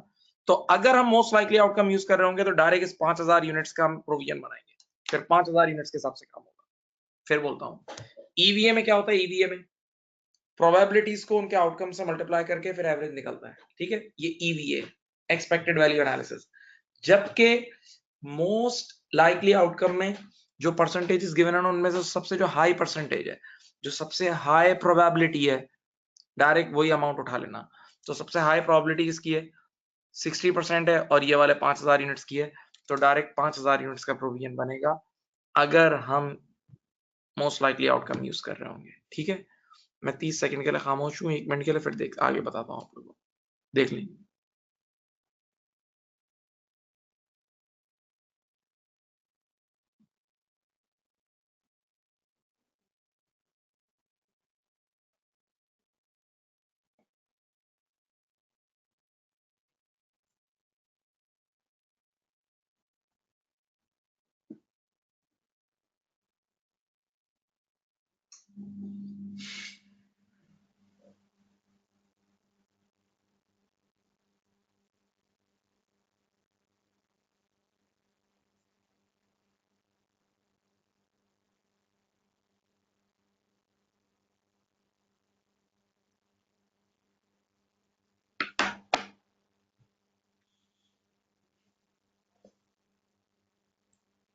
सही।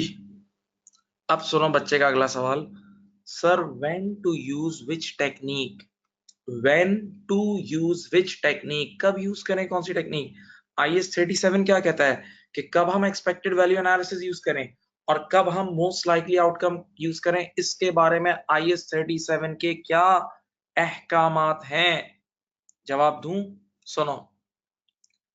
IS 37 कहता है कि अगर मोर देन वन ट्रांजेक्शन, देखो सुनो, this technique is use normally in case of warranty provision when large public is involve, यानी जब large number of transaction involve हो, more than one transaction involve हो, तो फिर एक्सपेक्टेड वैल्यू एनालिसिस यूज करना। जैसे वारंटी, वारंटी में आपको पता है आप बहुत सारे यूनिट्स बेच रहे होते हो तो मोर देन वन ट्रांजेक्शन होती है ना, तो वहां EVA यूज करना। सही। और या अनदर मोस्ट लाइकली आउटकम कब यूज करेंगे।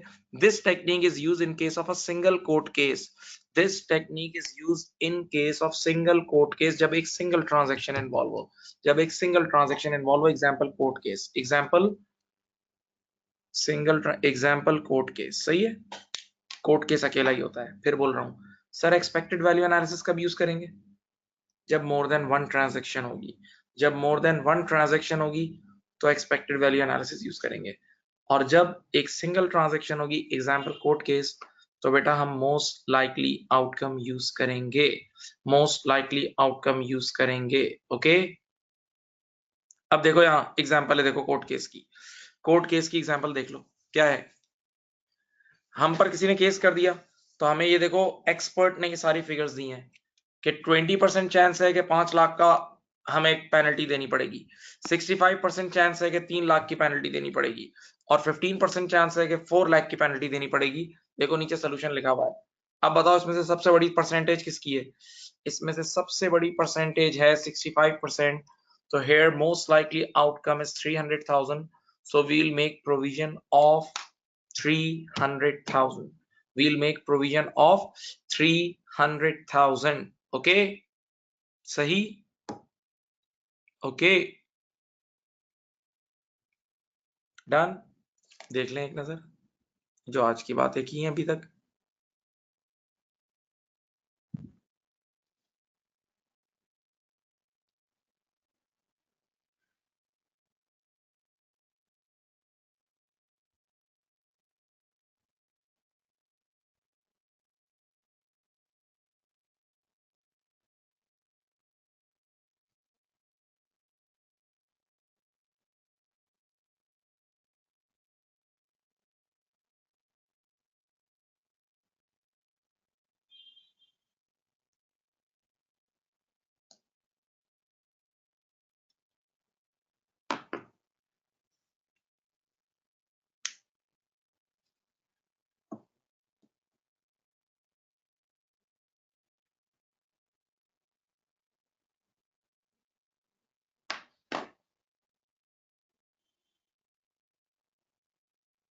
अच्छा जी, अभी IS 37 हमने स्टार्ट ही किया, इंशाल्लाह कल की क्लास में इसको पूरा कंप्लीट करेंगे आराम से। आज के लिए इतना ही रख रहे हैं, ठीक है। अपना ख्याल रखिएगा। और मैं आप लोगों को अभी वो जो पिछला वाला स्टैंडर्ड है ना उसकी स्लाइड्स भेज रहा हूँ, 41 की भी और IS 21 की, जो हमने 41 लास्ट टाइम किया था उसकी, और IS 21 इन सब की अभी भेज देता हूँ। तो आप लोग वो स्लाइड्स आप यूज कर लें, ठीक है। Okay, thank you, Allah Hafiz.